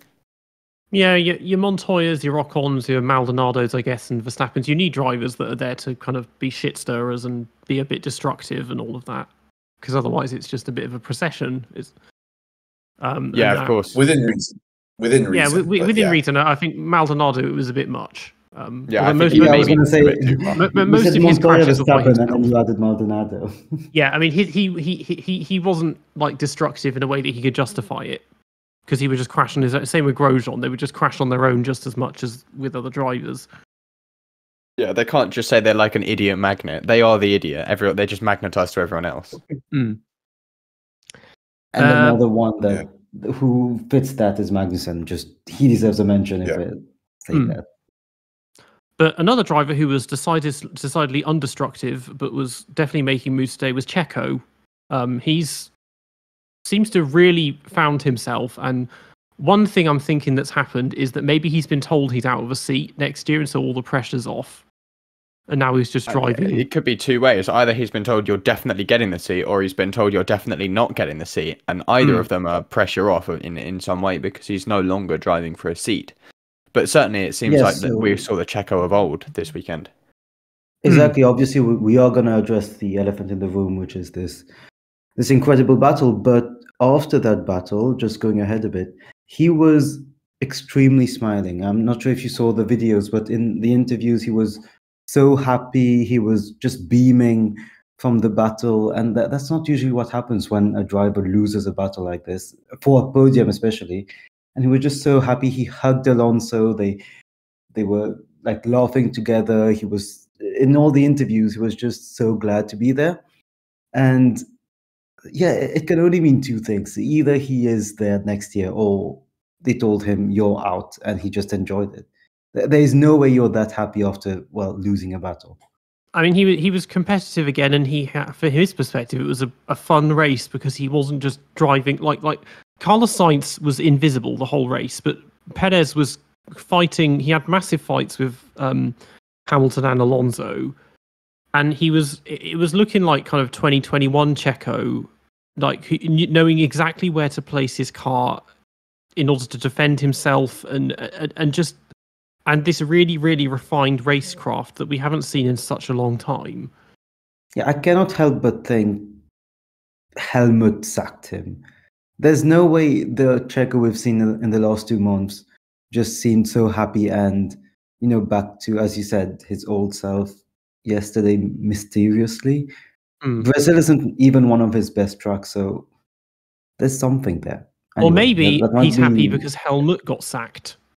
Oh, yeah. He's been very quiet lately. We haven't seen him being a fossil and making his stupid statements ever since he basically said that Checo is slow because he's Hispanic. He hasn't really said much. That was since ridiculous when he said that. And it's like maybe, and also I think, well, Mateschitz, I mean, he's been dead for over a year, but with Mateschitz gone, that's the guy who got him in the team and his main ally and everything. And so maybe they're thinking, we don't need you anymore. And particularly because, I mean, every driver academy is a shambles, but the Red Bull one is especially bad. So maybe they're like, yeah. When you said dead for over a year, I thought you were going to talk about Perez's career, but. But yeah, maybe that's gone. Maybe that's just made it more positive because it hasn't got him staring over his shoulder the whole time or whatever. Yeah, but that force. Sorry, go on. Go ahead, Nav. No. I mean, I was just going to say that force was stopped by this elephant in the room that we have to address now, which is Fernando Alonso. Firstly, in the middle part of the middle phase, starting to pull away, and then after the attempt of an undercut by Perez, which was the right thing to do, Alonso came out 3.8 seconds ahead. So Perez was held up by Tsunoda for his outlap, and started closing in on Alonso. And we thought should be an easy overtake, but Alonso did his best Hungary 2021 impression on a faster car. Yeah, I think, although I never imagined that I'd say that, I think dirty air is starting to come back in F1 as the cars do get more complex and teams start to understand them more. Of course, they're going to produce more downforce and therefore more dirty air. But I never thought I'd say it, but I do think that's actually a good thing. It means that at least for Checo, when he caught up to Fernando Alonso, he genuinely had to think about where he was going to make a move, and for several laps they were fighting, they were neck and neck at certain points.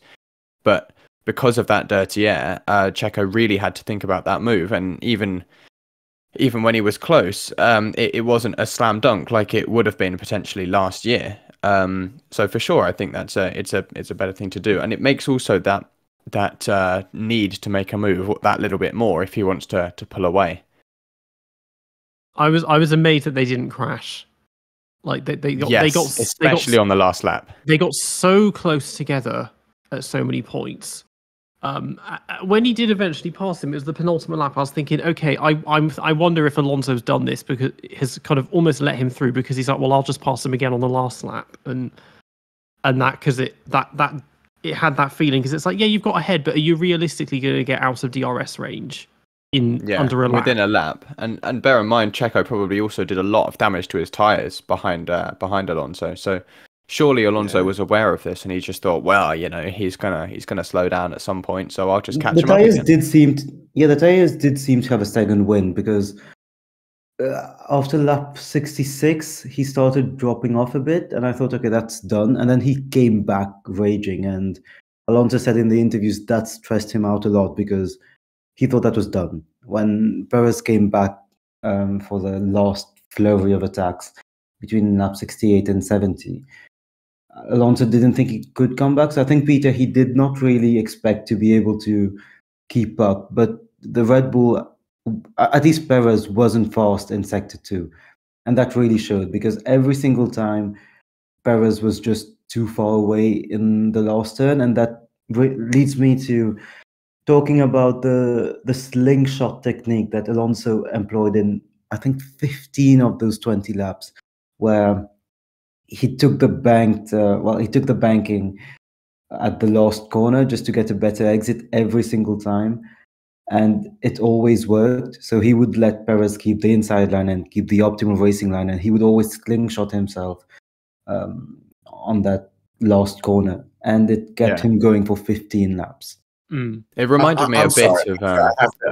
I have to interject here because, guys, I get it. I get this. Like, and I obviously respect everyone's view, but like, let's remember what this sport is. This is not Formula set a fast lap time. This is Formula One. There's a difference between being able to set a quick lap time and race. And racing comes down to having spare capacity to adjust your technique, to be able to manage things while you're still attacking and still trying to pass other drivers.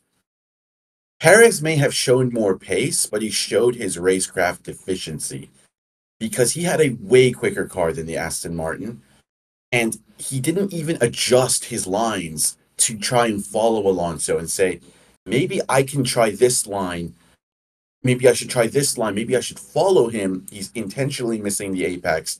It isn't that special of a technique, in my opinion. We saw many drivers do this in the past to preserve tires or to make up for a deficiency in their car.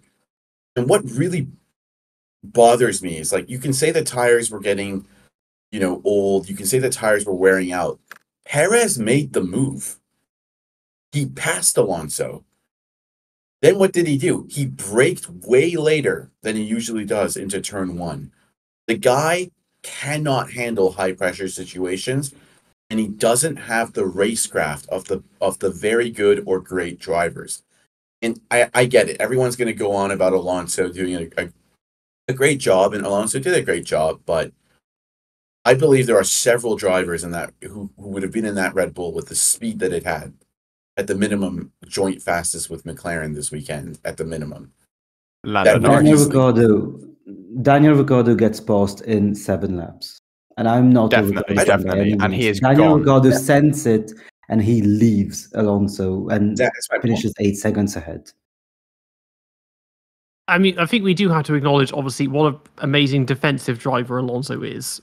Because there was a meme I saw in a Simpsons group of Homer as a kid sat in front of his TV, The Radiation King, and he's watching Imola 2005. And then it shows him again as an adult sat on the sofa watching the race yesterday.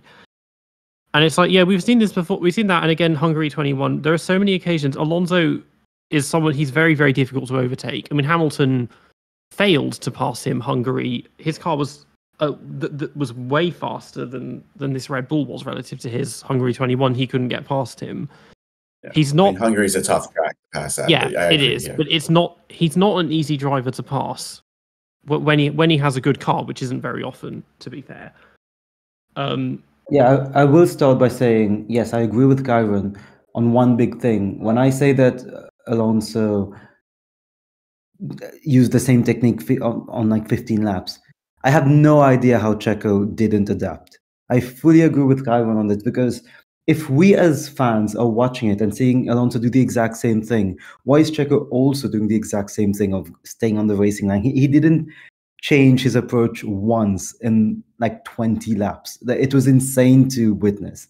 And secondly, yes, of course, I just need to say Alonso's defensive drive yesterday was immaculate. And yes, it was helped by Checo not doing what he should have done, but many drivers wouldn't have been able to defend. As much as we said, many drivers should have overtaken in Perez's situation. Most drivers would not have defended like Alonso. And Perez, again, he's more of a defensive driver than an offensive one. He likes to be aggressive, and as we've seen, the race a week ago and several other occasions, it usually doesn't work. But again, he's a brilliant defensive driver. Yeah, I just think he has a mindset problem right now. He mentioned earlier in the season he's seeing a psychologist. It extends to, pressure situations and matching Max, which he's obviously not able to do. But even his reaction post-race, this is going to be probably a very unpopular comment, but you just got humiliated by Fernando Alonso in a slower car. Why are you embracing him? You don't have to be like Ocon, but you should show that you're not happy with that. And you should also send a message to Alonso, like, you may think you've beaten me. Next time I see you on the track, you'll see what I do to you. I mean, he's not that kind of guy, I guess, but it's just, I'm not an F1 driver, but if someone put manners on me like Alonso did to Perez, I would not be smiling. And he was, as everyone here admitted. He looked happy. He looked relaxed. He looked fine with it. He even said, "I'm fine with this." How can you be fine with that? What did you? That was I surprising. suppose one thing to that was remember very surprising. Yeah, it was. One thing to remember was that actually Checo started all the way back down in P9, thanks to maybe it was P8 actually after penalties, thanks to Red Bull sending him out too late in the qualifying session, which ultimately meant that his lap was the slowest of all, thanks to Piastri spinning in front of him. Had he been sent out, or had he got to the front of that line of cars and lapped maybe just a couple of seconds after Max did, he would have lined up P2 for the race, and I do think he would have stayed there. So part of it was I imagine the reason he was happy was just that he'd started from P9 and he'd worked his way up from P4. But like you guys said, he's in the fastest car in F1 at the moment, and actually gaining 5 positions over 70-something laps just isn't good enough in a car that quick. Alonso also really did make the right moves at the right time. Don't forget he passed Hamilton early on. That pass was super important. If he had gotten stuck behind Lewis, that wouldn't, I don't think he gets third. So, yes, well played by Alonso. Mediocre final stint by Perez, in my opinion. But yeah. Well, Perez's embrace, look, I mean, that surprised me a lot, because I expected the pat on the back, the good old handshake. The embrace as if they just finished 1-2. That was funny. Yeah. Like, what are you doing? Like, you're a competitor, I don't know. I didn't like that at all. But to each their own, I suppose. Yeah, exactly. And I think the main thing was that it produced a really, really fantastic battle for us. Whether or not Perez should have been there, or whether or not Alonso should really have been ahead, that's one thing. But the fact was that it made for a really exciting end to a race that actually, during the middle stages of it, wasn't all that. I mean, there wasn't too much going on. So it was a really good way to finish off a race at a track that is generally always really exciting. Mm. And these two were giving us all the action. No, go on. I was going to say, these two were the ones giving us all the action, and then it's Lando Norris that gets driver of the day. Yeah, exactly. that was that's what I was going to say. That's what I was going to say. So, yes, I know that the vote ends 3 or 4 laps early, which I don't even know, because you just need to get the numbers at the end of the race, then just put the graphic. It's not like you need to. Well, I know that they do compute some votes, because otherwise we would have had Latifi and Mazepin driver of the day sometimes, but it takes 2 seconds to just disregard those. And secondly, the fact that Lando was driver of the day with, I think it was 33% when they first showed it. What are you doing? We've slagged off Lando fanboys, or fangirls, if I may say so, and 33% for him just chilling in P2. Yes, it was a good drive. He was there, but it's not like he was pushing or doing something else. And then he gets driver of the day, which is one of the biggest. Yes, it doesn't matter. In the end, it doesn't matter. It's just a vote, and we're going to forget about it in 1 hour. But Alonso having 14% for what was a great driver's, it was mad. I mean, Lando, it was criminal. He matched Nick Heidfeld's record of 13 podiums without a win as well. It's like that's not an achievement.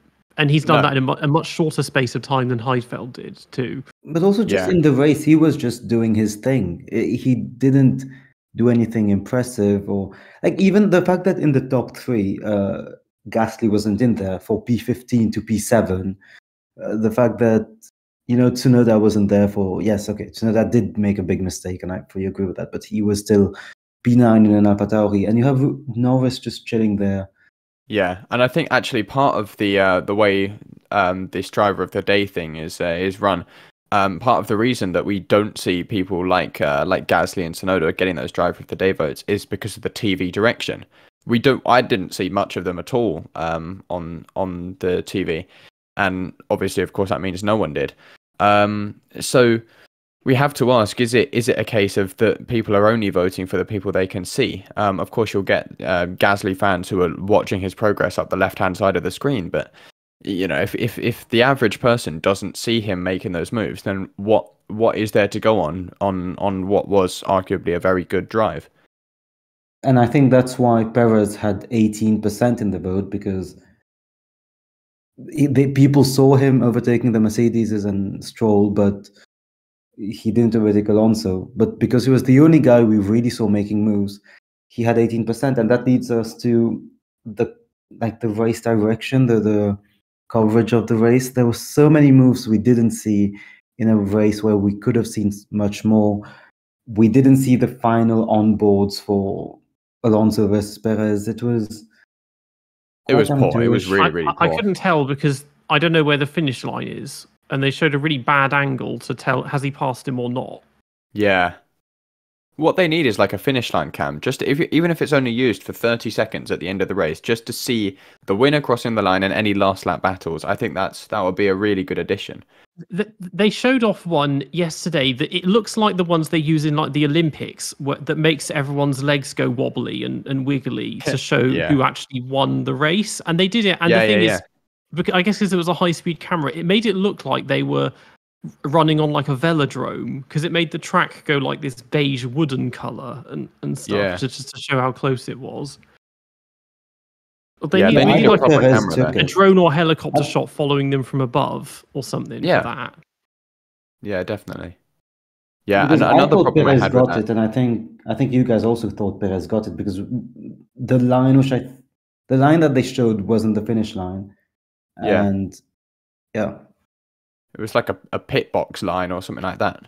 Well, that's the thing, because they weren't actually as close as it looks in the image you've got on the screen and everything. When they showed the thing, he was about half a car length behind him, or his front wing was lining up with like the side pods or something. Yeah, he was gaining quickly, and had it been a few milliseconds later, he would have been ahead. But at that moment in time, they were basically, they were close, but they weren't as close as people imagined they were. Yeah, because I think the closest finish, the closest finish for the win ever was at Monza 1969. I think there was 400ths that Jackie Stewart won that one by, and there was like 2/10 separating the top 4 cars or something. Yeah. Well, another thing that annoyed me about that TV direction was how they were showing replays of the race start while Alonso and Max were still fighting for the lead. Although that fight quickly ended, it would have been good to at least watch it while it was happening. I cannot stand race start replays. It's ridiculous, isn't it? Show us that maybe after the race, but not during. I don't need to see the starts from every single driver's onboard as well. Especially no, exactly. If there aren't any accidents, show it once and that's enough. Like, we don't need to see any more. Because you sit there, the assumption is nothing's happening, because you would think maybe they'll switch this off early if there's been a massive crash or something's happened, but you just never know. And you miss a lot of the quite important early laps and everything, when people are settling in. Yeah. And those laps are what really sets the tone for the rest of the race. So covering them up with a replay of something that actually no one really cares about is silly, and I've always hated that they do it.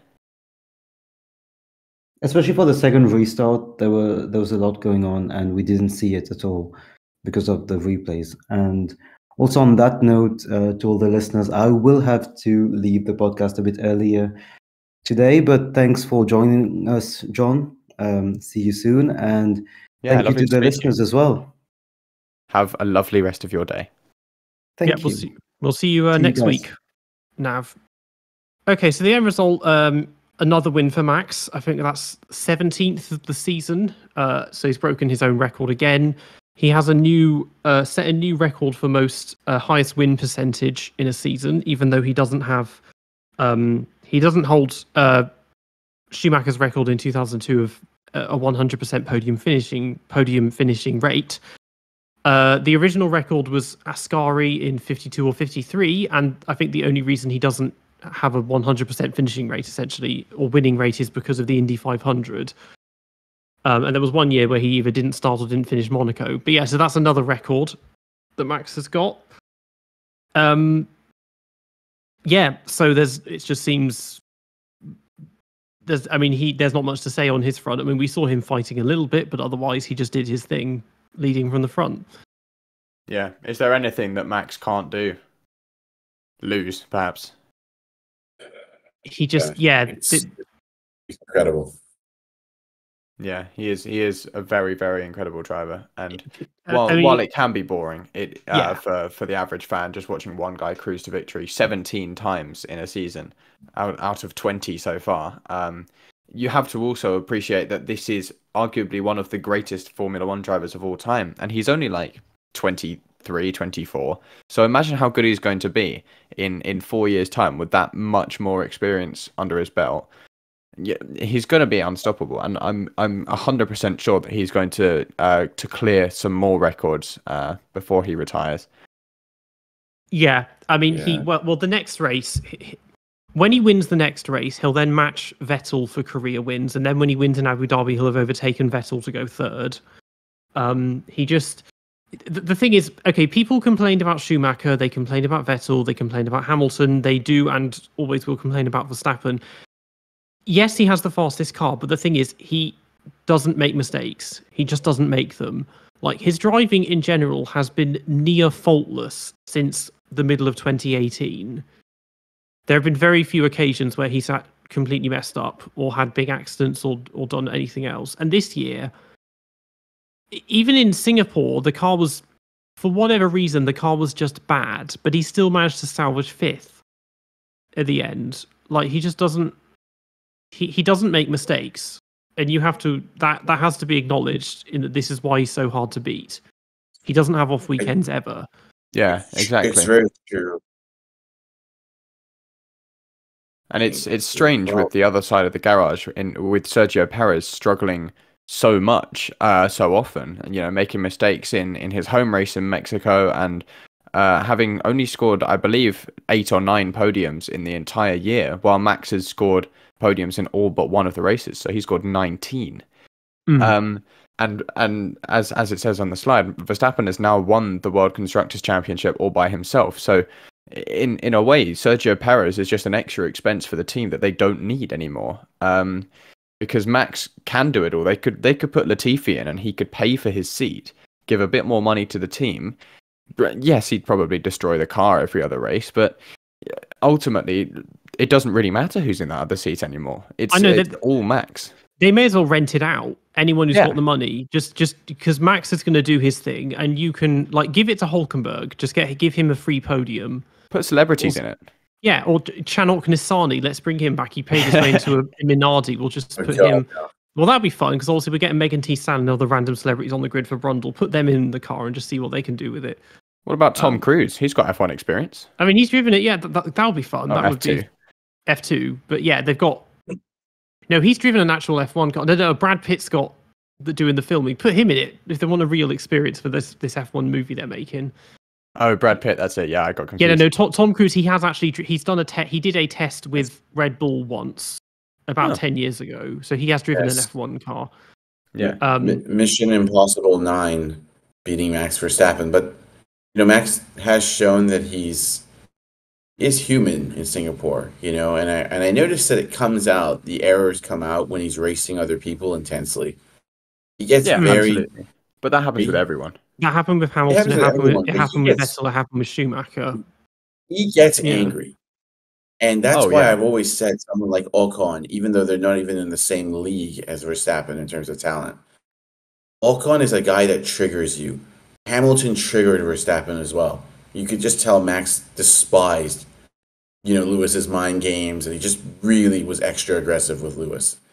There's no doubt about it. And I think that's the key to even having a remote chance of denting his, confidence, which is unlikely because you need to get in his head somehow. You need to make him angry, and then you see him making these over-aggressive moves. But as you both mentioned, he's just been flawless. He's been unchallenged, flawless. He's decimated Perez mentally and on track. He has to be given all the credit this year. There's just no doubt about it. I've never seen anybody so consistent and so fast in this kind of relentless manner. It's unprecedented, I think, in a season. Yeah, and I think the more races he wins, the more races he will win, because that confidence just grows and grows and grows to the point that, he comes into a weekend and anything other than P1 is a loss for him. Much like it was for Senna. I mean, that famous quote, second is the first loser. I think it is something that Max lives by. I think anytime he hasn't won a Grand Prix, he's gone home and he's been disappointed in himself, which is ultimately the attitude you want as a racing driver in a top team. Let me just put a thought experiment. If Max Verstappen had, for whatever reason, let's say Max had an off day, and let's say instead of Perez, it was Verstappen who was stuck behind Alonso and couldn't pass Alonso. Do you think Max would go and hug Alonso after the race? No chance. No chance. And that's his mindset. You know, he just wants to destroy anybody or anything that gets in his way.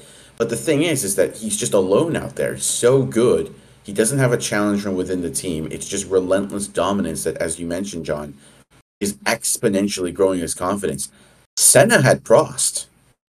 You know, so it wasn't that Senna was winning every weekend. Prost would get in there as well.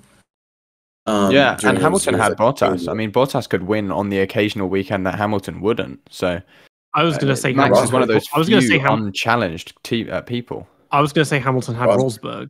And Rosberg, yeah. Bottas did not challenge him, but Rosberg did. Yeah.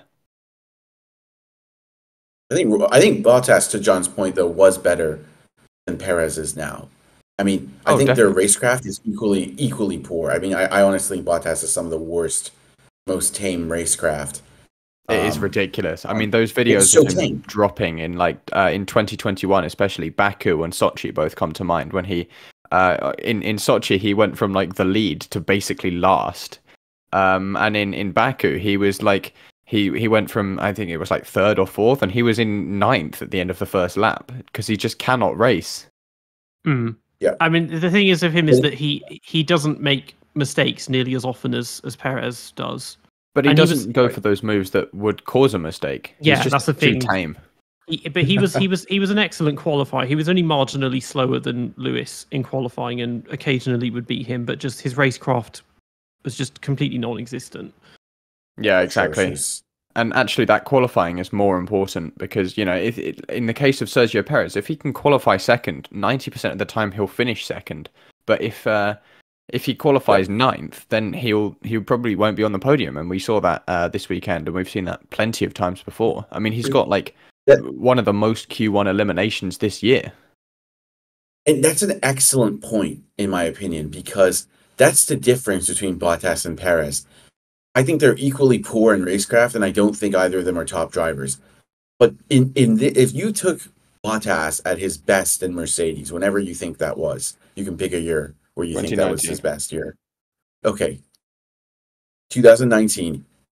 He would have probably qualified right next to Max, and he would have probably finished right behind Max. And the reason isn't that he's a better racer than Perez. It's exactly what you said. He's a better qualifier. Alonso would never have even been close to Bottas in the first place because Valtteri would have done all his work on Saturday, where he was somewhat respectable and definitely better than Perez ever was.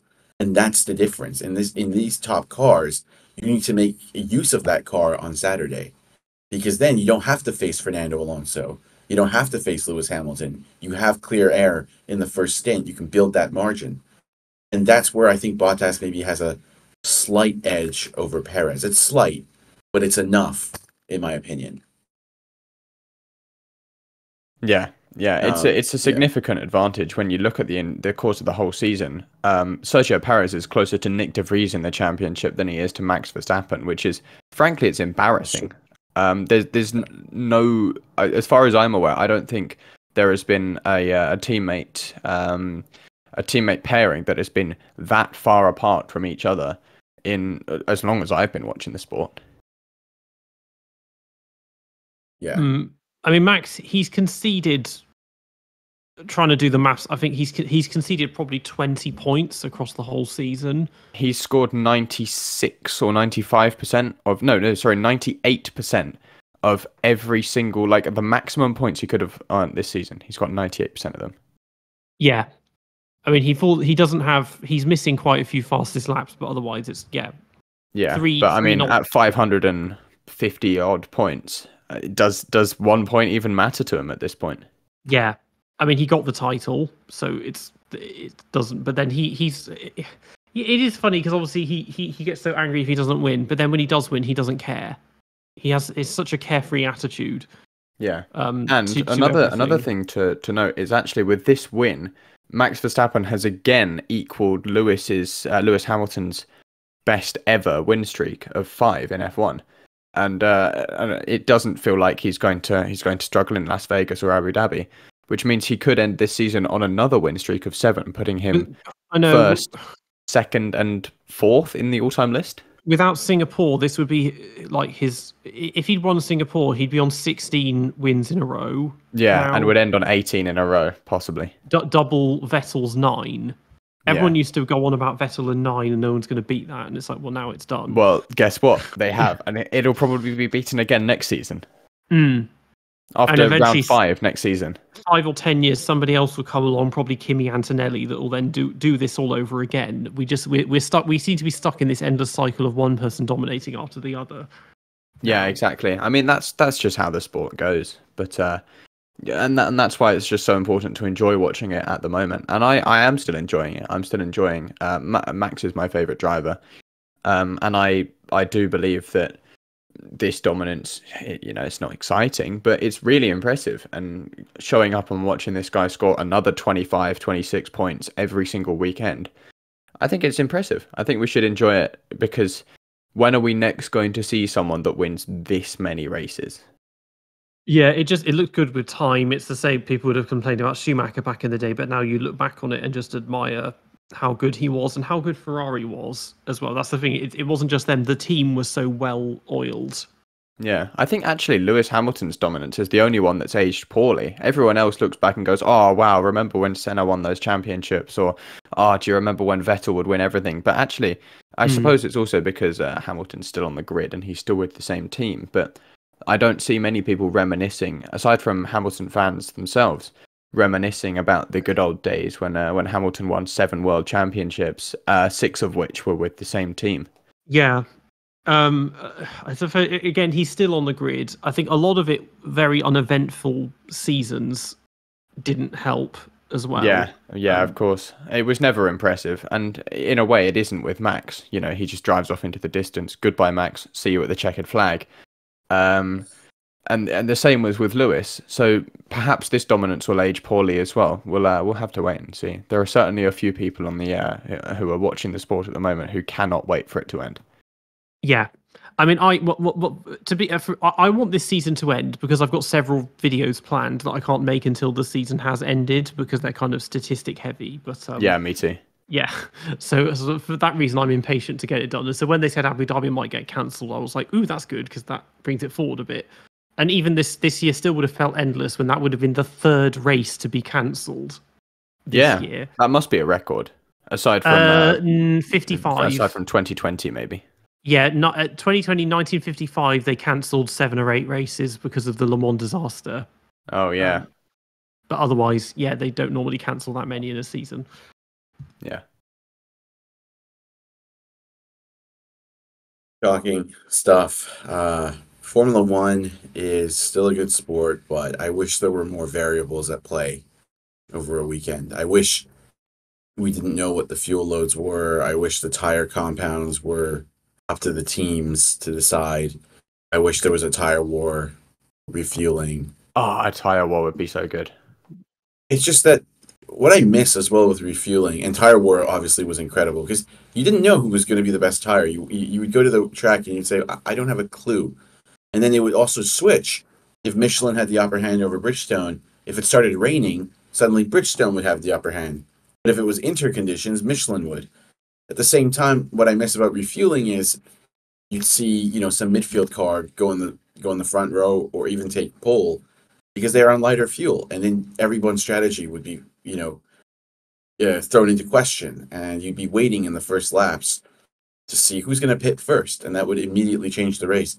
All these variables don't exist in modern Formula One, and I can't help but think and we spoke about this in a past episode, but I can't help but think this is the closest it's ever been to a spec series, and I can't help but think it's too predictable. Not taking anything away from Max Verstappen, he is currently the finest driver in Formula One, without a shadow of a doubt. He has earned that. But I just can't help but think it's too predictable, and it's too rigid. It's impossible to even come up with strategic solutions for the most part to create an upset or something of that. I hope there are more variables in the future. a tire Yeah. war, as you mentioned, being one of them.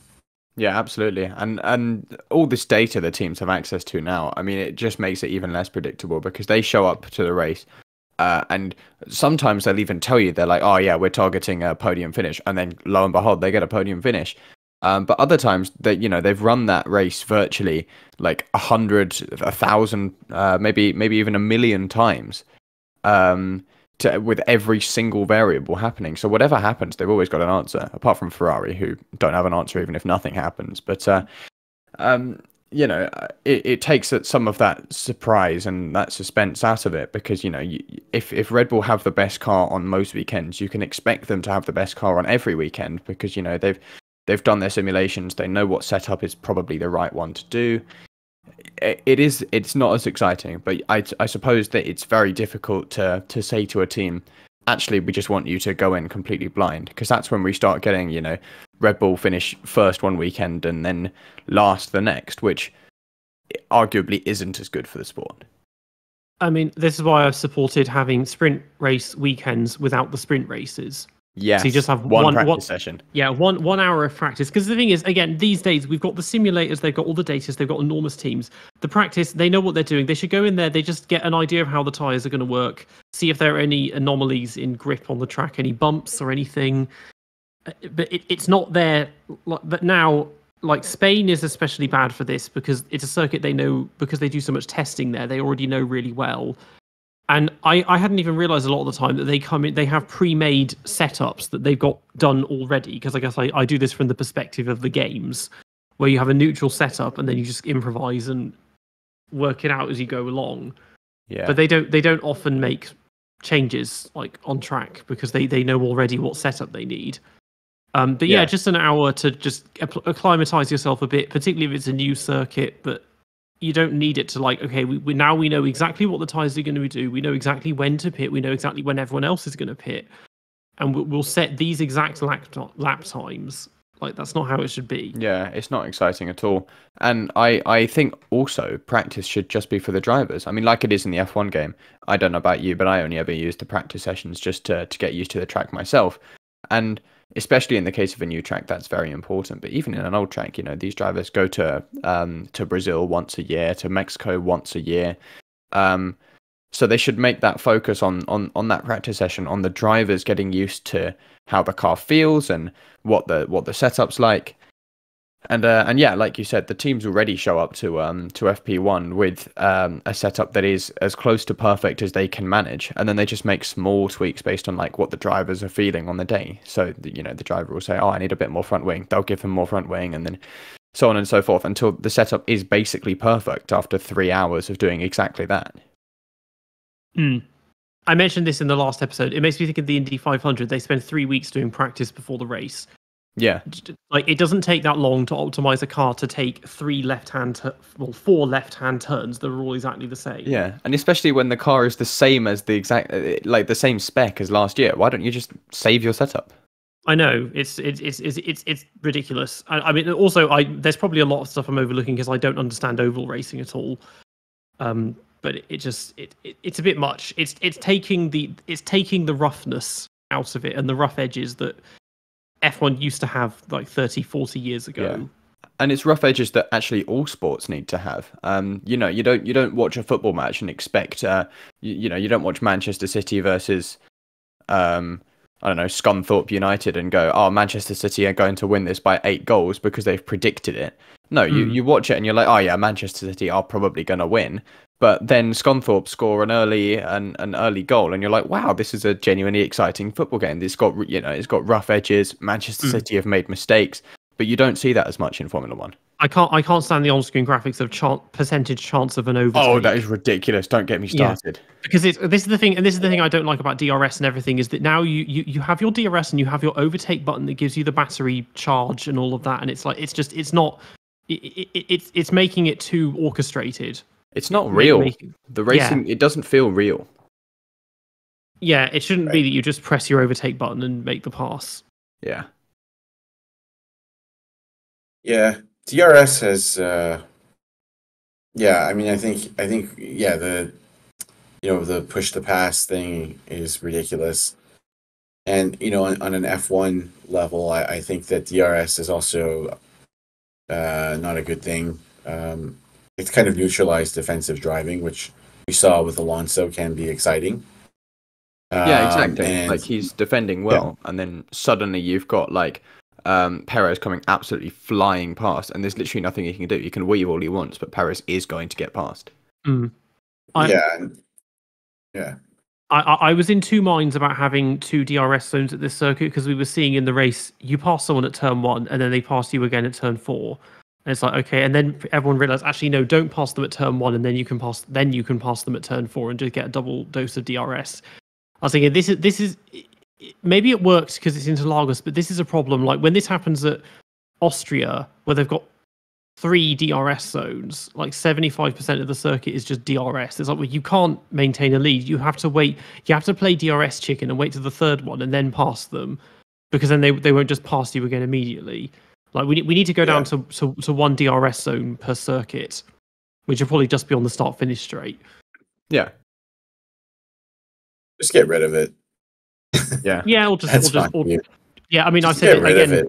I said this in my very controversial manifesto. We should trial races where there is no DRS for the entire weekend, but do it at places like Baku and Mexico where overtaking is too easy, and see if it can be done without DRS.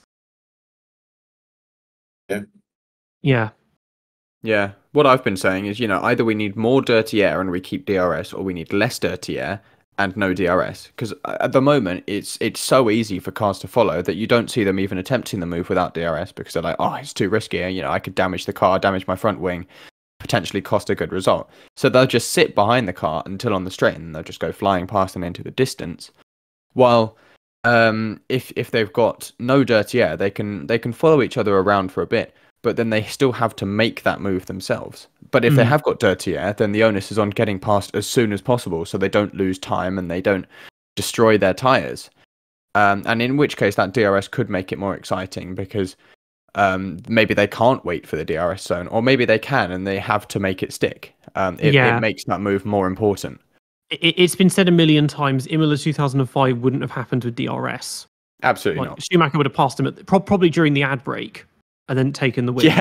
Or during the race restart. I know the replays of the start.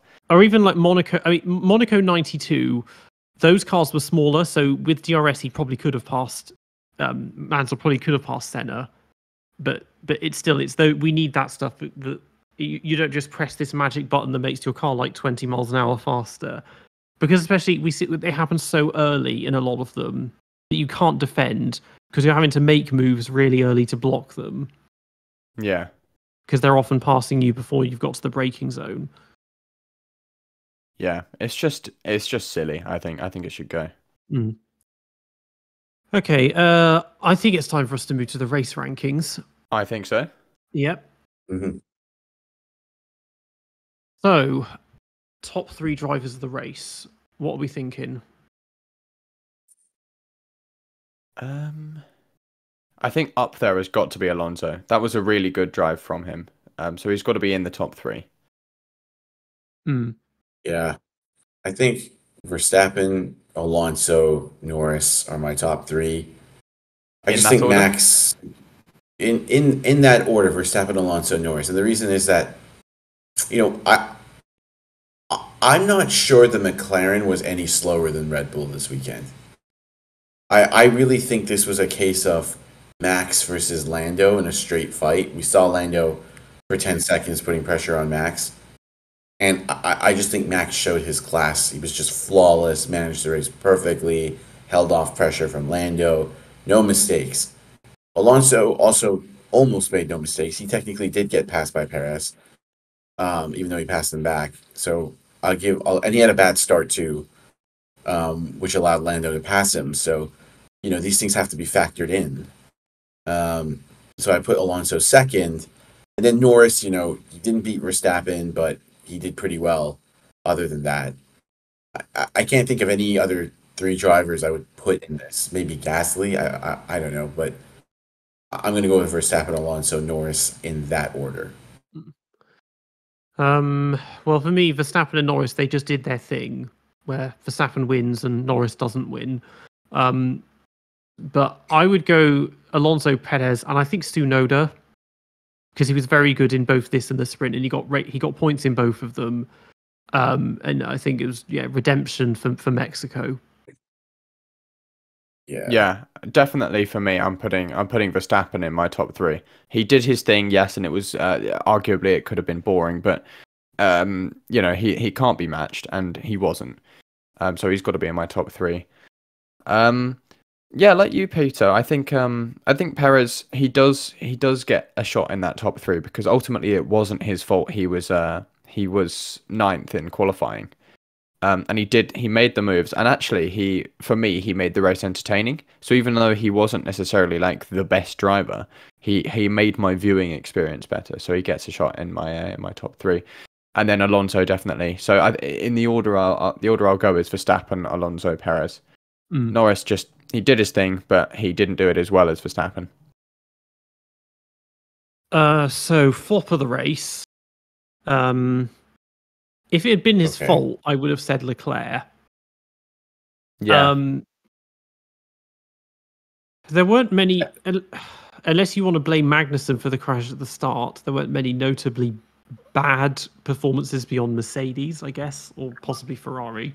Mercedes was a flop. Yeah, I think Russell was shockingly bad. I think Tsunoda was bad. I know you put Tsunoda in the top 3, Peter, but he lost the position. He went off the road and he lost the position again.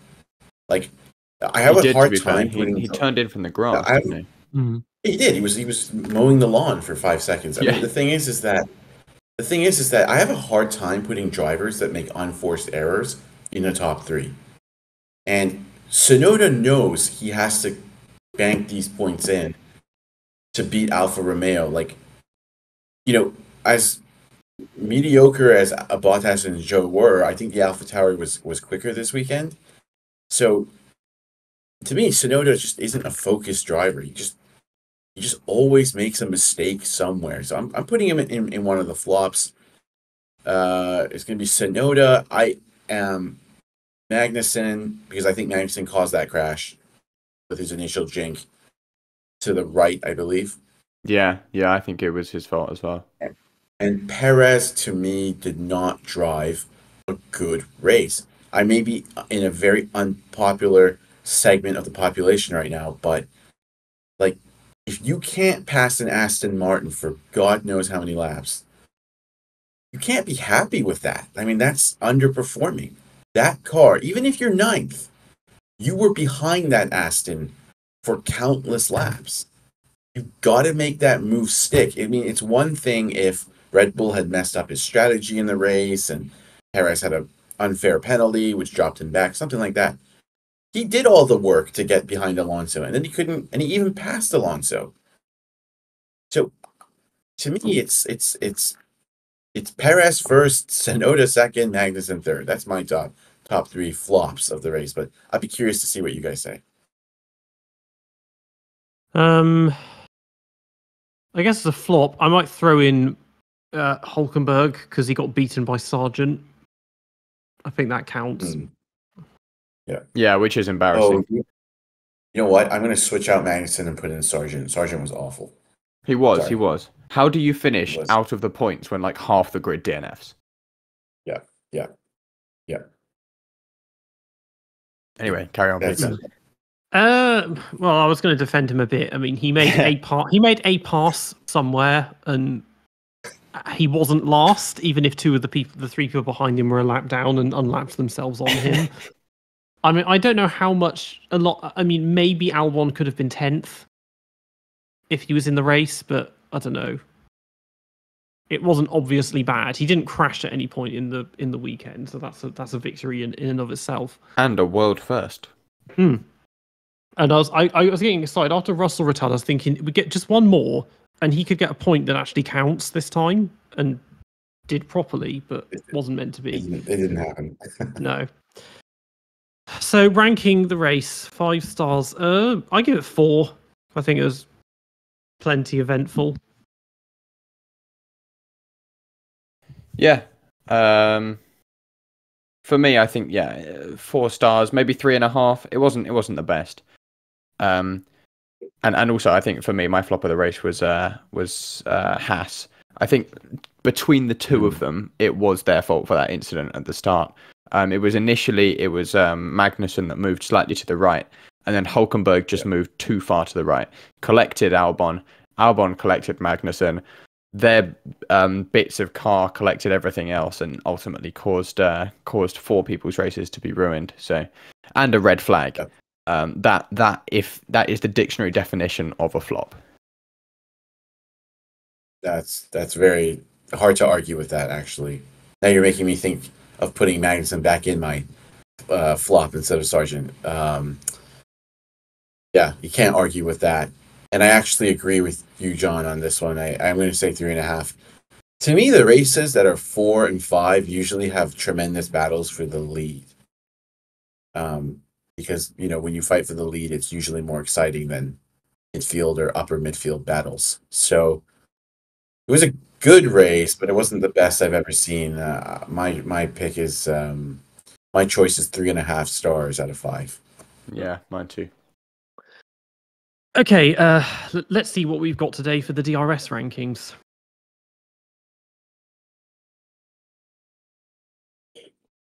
Alrighty. Felipe Okay. Nasr. So yeah, we try to keep it relevant to the circuit. So I see. The weekend. Yeah. So Felipe Nasr, he's an interesting one because as per the image, development driver for Williams, then 2 years of Sauber, and obviously he was the one who made the first accusations of basically sabotage by Longbow Finance in order to make Marcus Ericsson look better, which is what Pascal Wehrlein also claimed in 2017. Charles Leclerc, oddly enough, did not claim this. Maybe they paid him extra much. Or maybe he just didn't care. Yeah, he was like, well, your sabotage is not working because I'm clearly faster. Yeah, because I'm still beating him, so... Yeah. Sad story with Nasr, because he was fired after he scored points for Sauber. And saved them from 10th or 11th in the Constructors. Yeah. I mean, that was so sad. I mean, he was the one that got them into that position, and because of that, they didn't need his financing anymore, and they sacked him. And he was a quick driver. Felipe Nasr was not a total scrub. He was a talented driver. He had pace. A sad way how his career fizzled out. Yeah, it was a case of what could have been. For me, because we just didn't really see enough of him. We didn't see him fighting anywhere near the front in his career. So for me, he has to be in that bottom half of the table, just because we haven't seen enough from him. He, I will say, speaking of funding, he is responsible for one of the ugliest liveries ever. Because it was Banco do Brazil with that horrible blue. Yeah, disgusting. The 2017 Sauber was sublime, like the metallic blue with the gold. Mm-hmm. Once they got rid of his sponsorship. He finished 5th, I think, on his debut. Barely anyone started that race, let alone finished it. Australia 2015. Yeah. And he did outscore Ericsson both years. Bet a story of what could have been. Better than he looked. I feel like I should be generous and put him in B. I'm between B and C. Same. Yeah. Well, we've essentially got 3 votes for B and 2 votes for C. So. Well, I think that average out as a B. As a B, doesn't it? Yeah. To me, he's a low B driver. He was talented. He just didn't have the platform. I do think politics went against him a little bit. He had a good junior career. He was rated by people on the grid. The guy was not like an outright pure pay driver with no talent. He was no Latifi. No, he wasn't at all. He was fast, aggressive, nice enough guy. It's really sad what happened to him, in my opinion. That was really cruel, that he drove the race of his life and that cost him his career. That's not right to me. Yeah, and the fact that no one picked him up after that.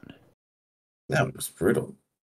Yeah, that was a really sad story. I really didn't like what happened there. That actually made me lose respect for Sauber quite a bit. Well, I don't know. I never had and- any, so. So, I liked Yeah, Sauber that's when fair. Kobayashi was there, but otherwise they're Yeah. just there. yeah, you're right. Basically. You're both right. Yeah. You're both right. I can't argue with that. So I put him low B personally. So So low B or high C. So for the circuit Interlagos, well, I think it's an S. Definitely. Any circuit that makes a sprint race good is an S. Any circuit that isn't a street track at this point is an S. Or has the slightest bit of elevation change.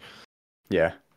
it's got everything. It's got everything, doesn't it? So The atmosphere. original layout was a hoot because you can still see it. It used to go straight on at the center S, and there was a strip that went parallel to Hater Aposta, and then it would like double back on itself, and the middle sector was done in reverse of the current one, and it was like this is back in the 70s and 80s, and it was like twice as long as what it currently is. I don't know if how that layout would work.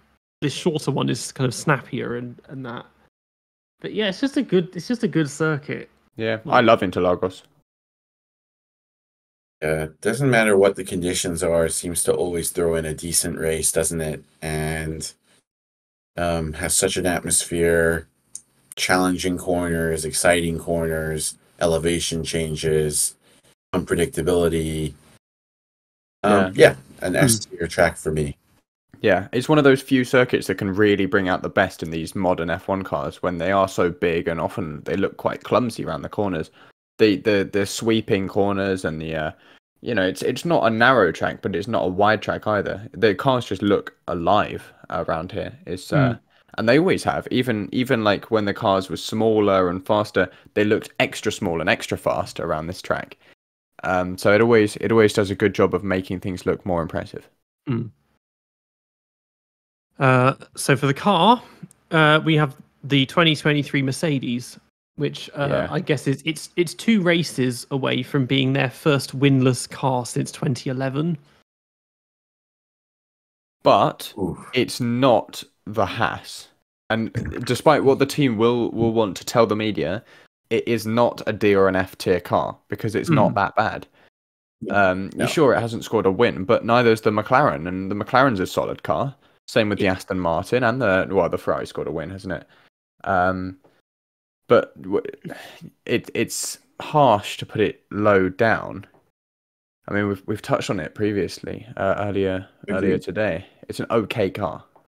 It's kind of broadly analogous to like BMW Sauber in 07 or 08, or possibly even Red Bull in like 2017, 2018. I mean, apart from never breaking down. It was at the track, but it was never really there. But it was never impressively bad. It was it's just a car. But when they set this car up properly and they have gotten on top of their tire issues, this is an A car. But the problem is that they've had so many issues with car setup, the zero pod saga. The drivers still seem to have serious issues as the last race evidence with tire management in this car in particular temperatures. There are a lot of things about this car that are inconsistent and or the team does not understand. And I think that's, in my eyes, brings it down to an upper B car rather than an A car because it's so inconsistent. Yeah, I agree. Be on the podium one race and then 1 second off the pace the next. It's a bit shocking. So I'm going to put it in an upper B category personally. Be curious to see what you guys think.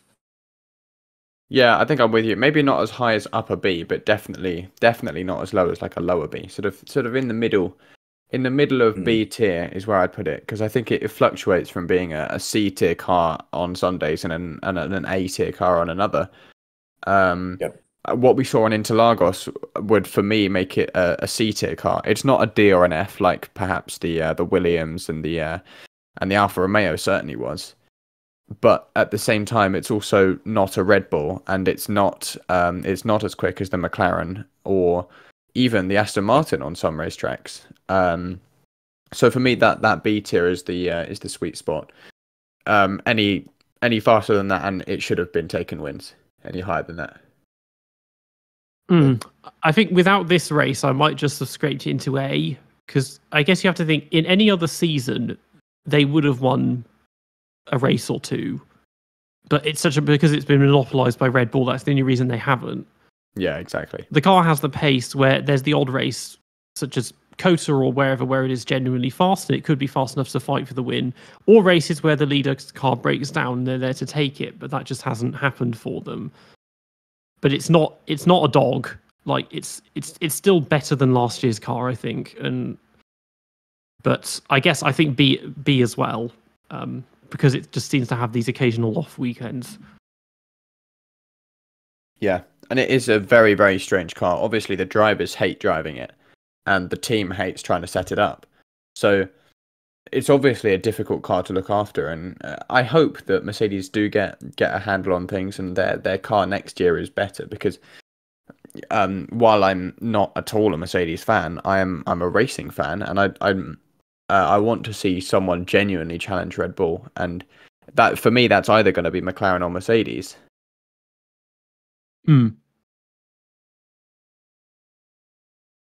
Yep, agreed with that. Right, so I think that brings this episode to a close. Yeah, I enjoyed this one. I think a lot of stuff to cover. It's good to have another good race with a lot going on to talk about.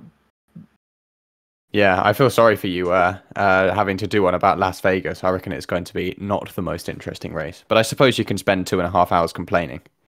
Yeah, I mean, I'm probably going to have to tune in like at the start of the formation lap, because everything that happens before that is going to be just unbearable to watch. Yeah, I think it's too much of the show, isn't it? And they obviously don't really care about the sport for this race.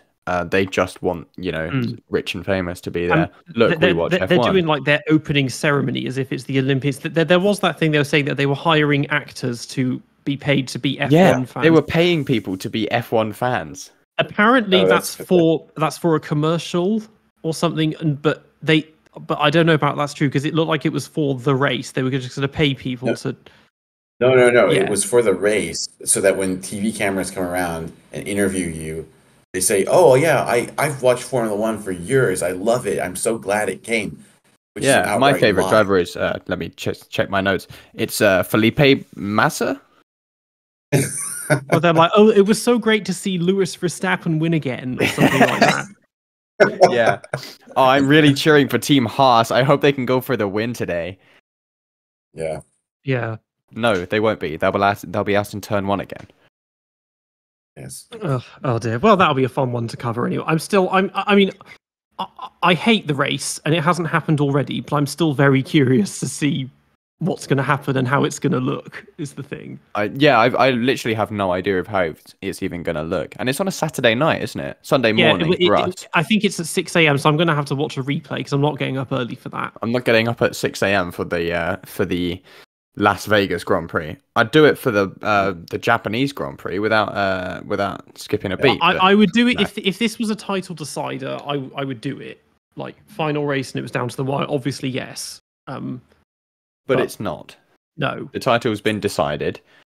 The title was decided in Baku. Yeah, the title was decided in Bahrain. Well, I'd say I think Miami was where it was lost. Yeah, absolutely. If there was ever any fight.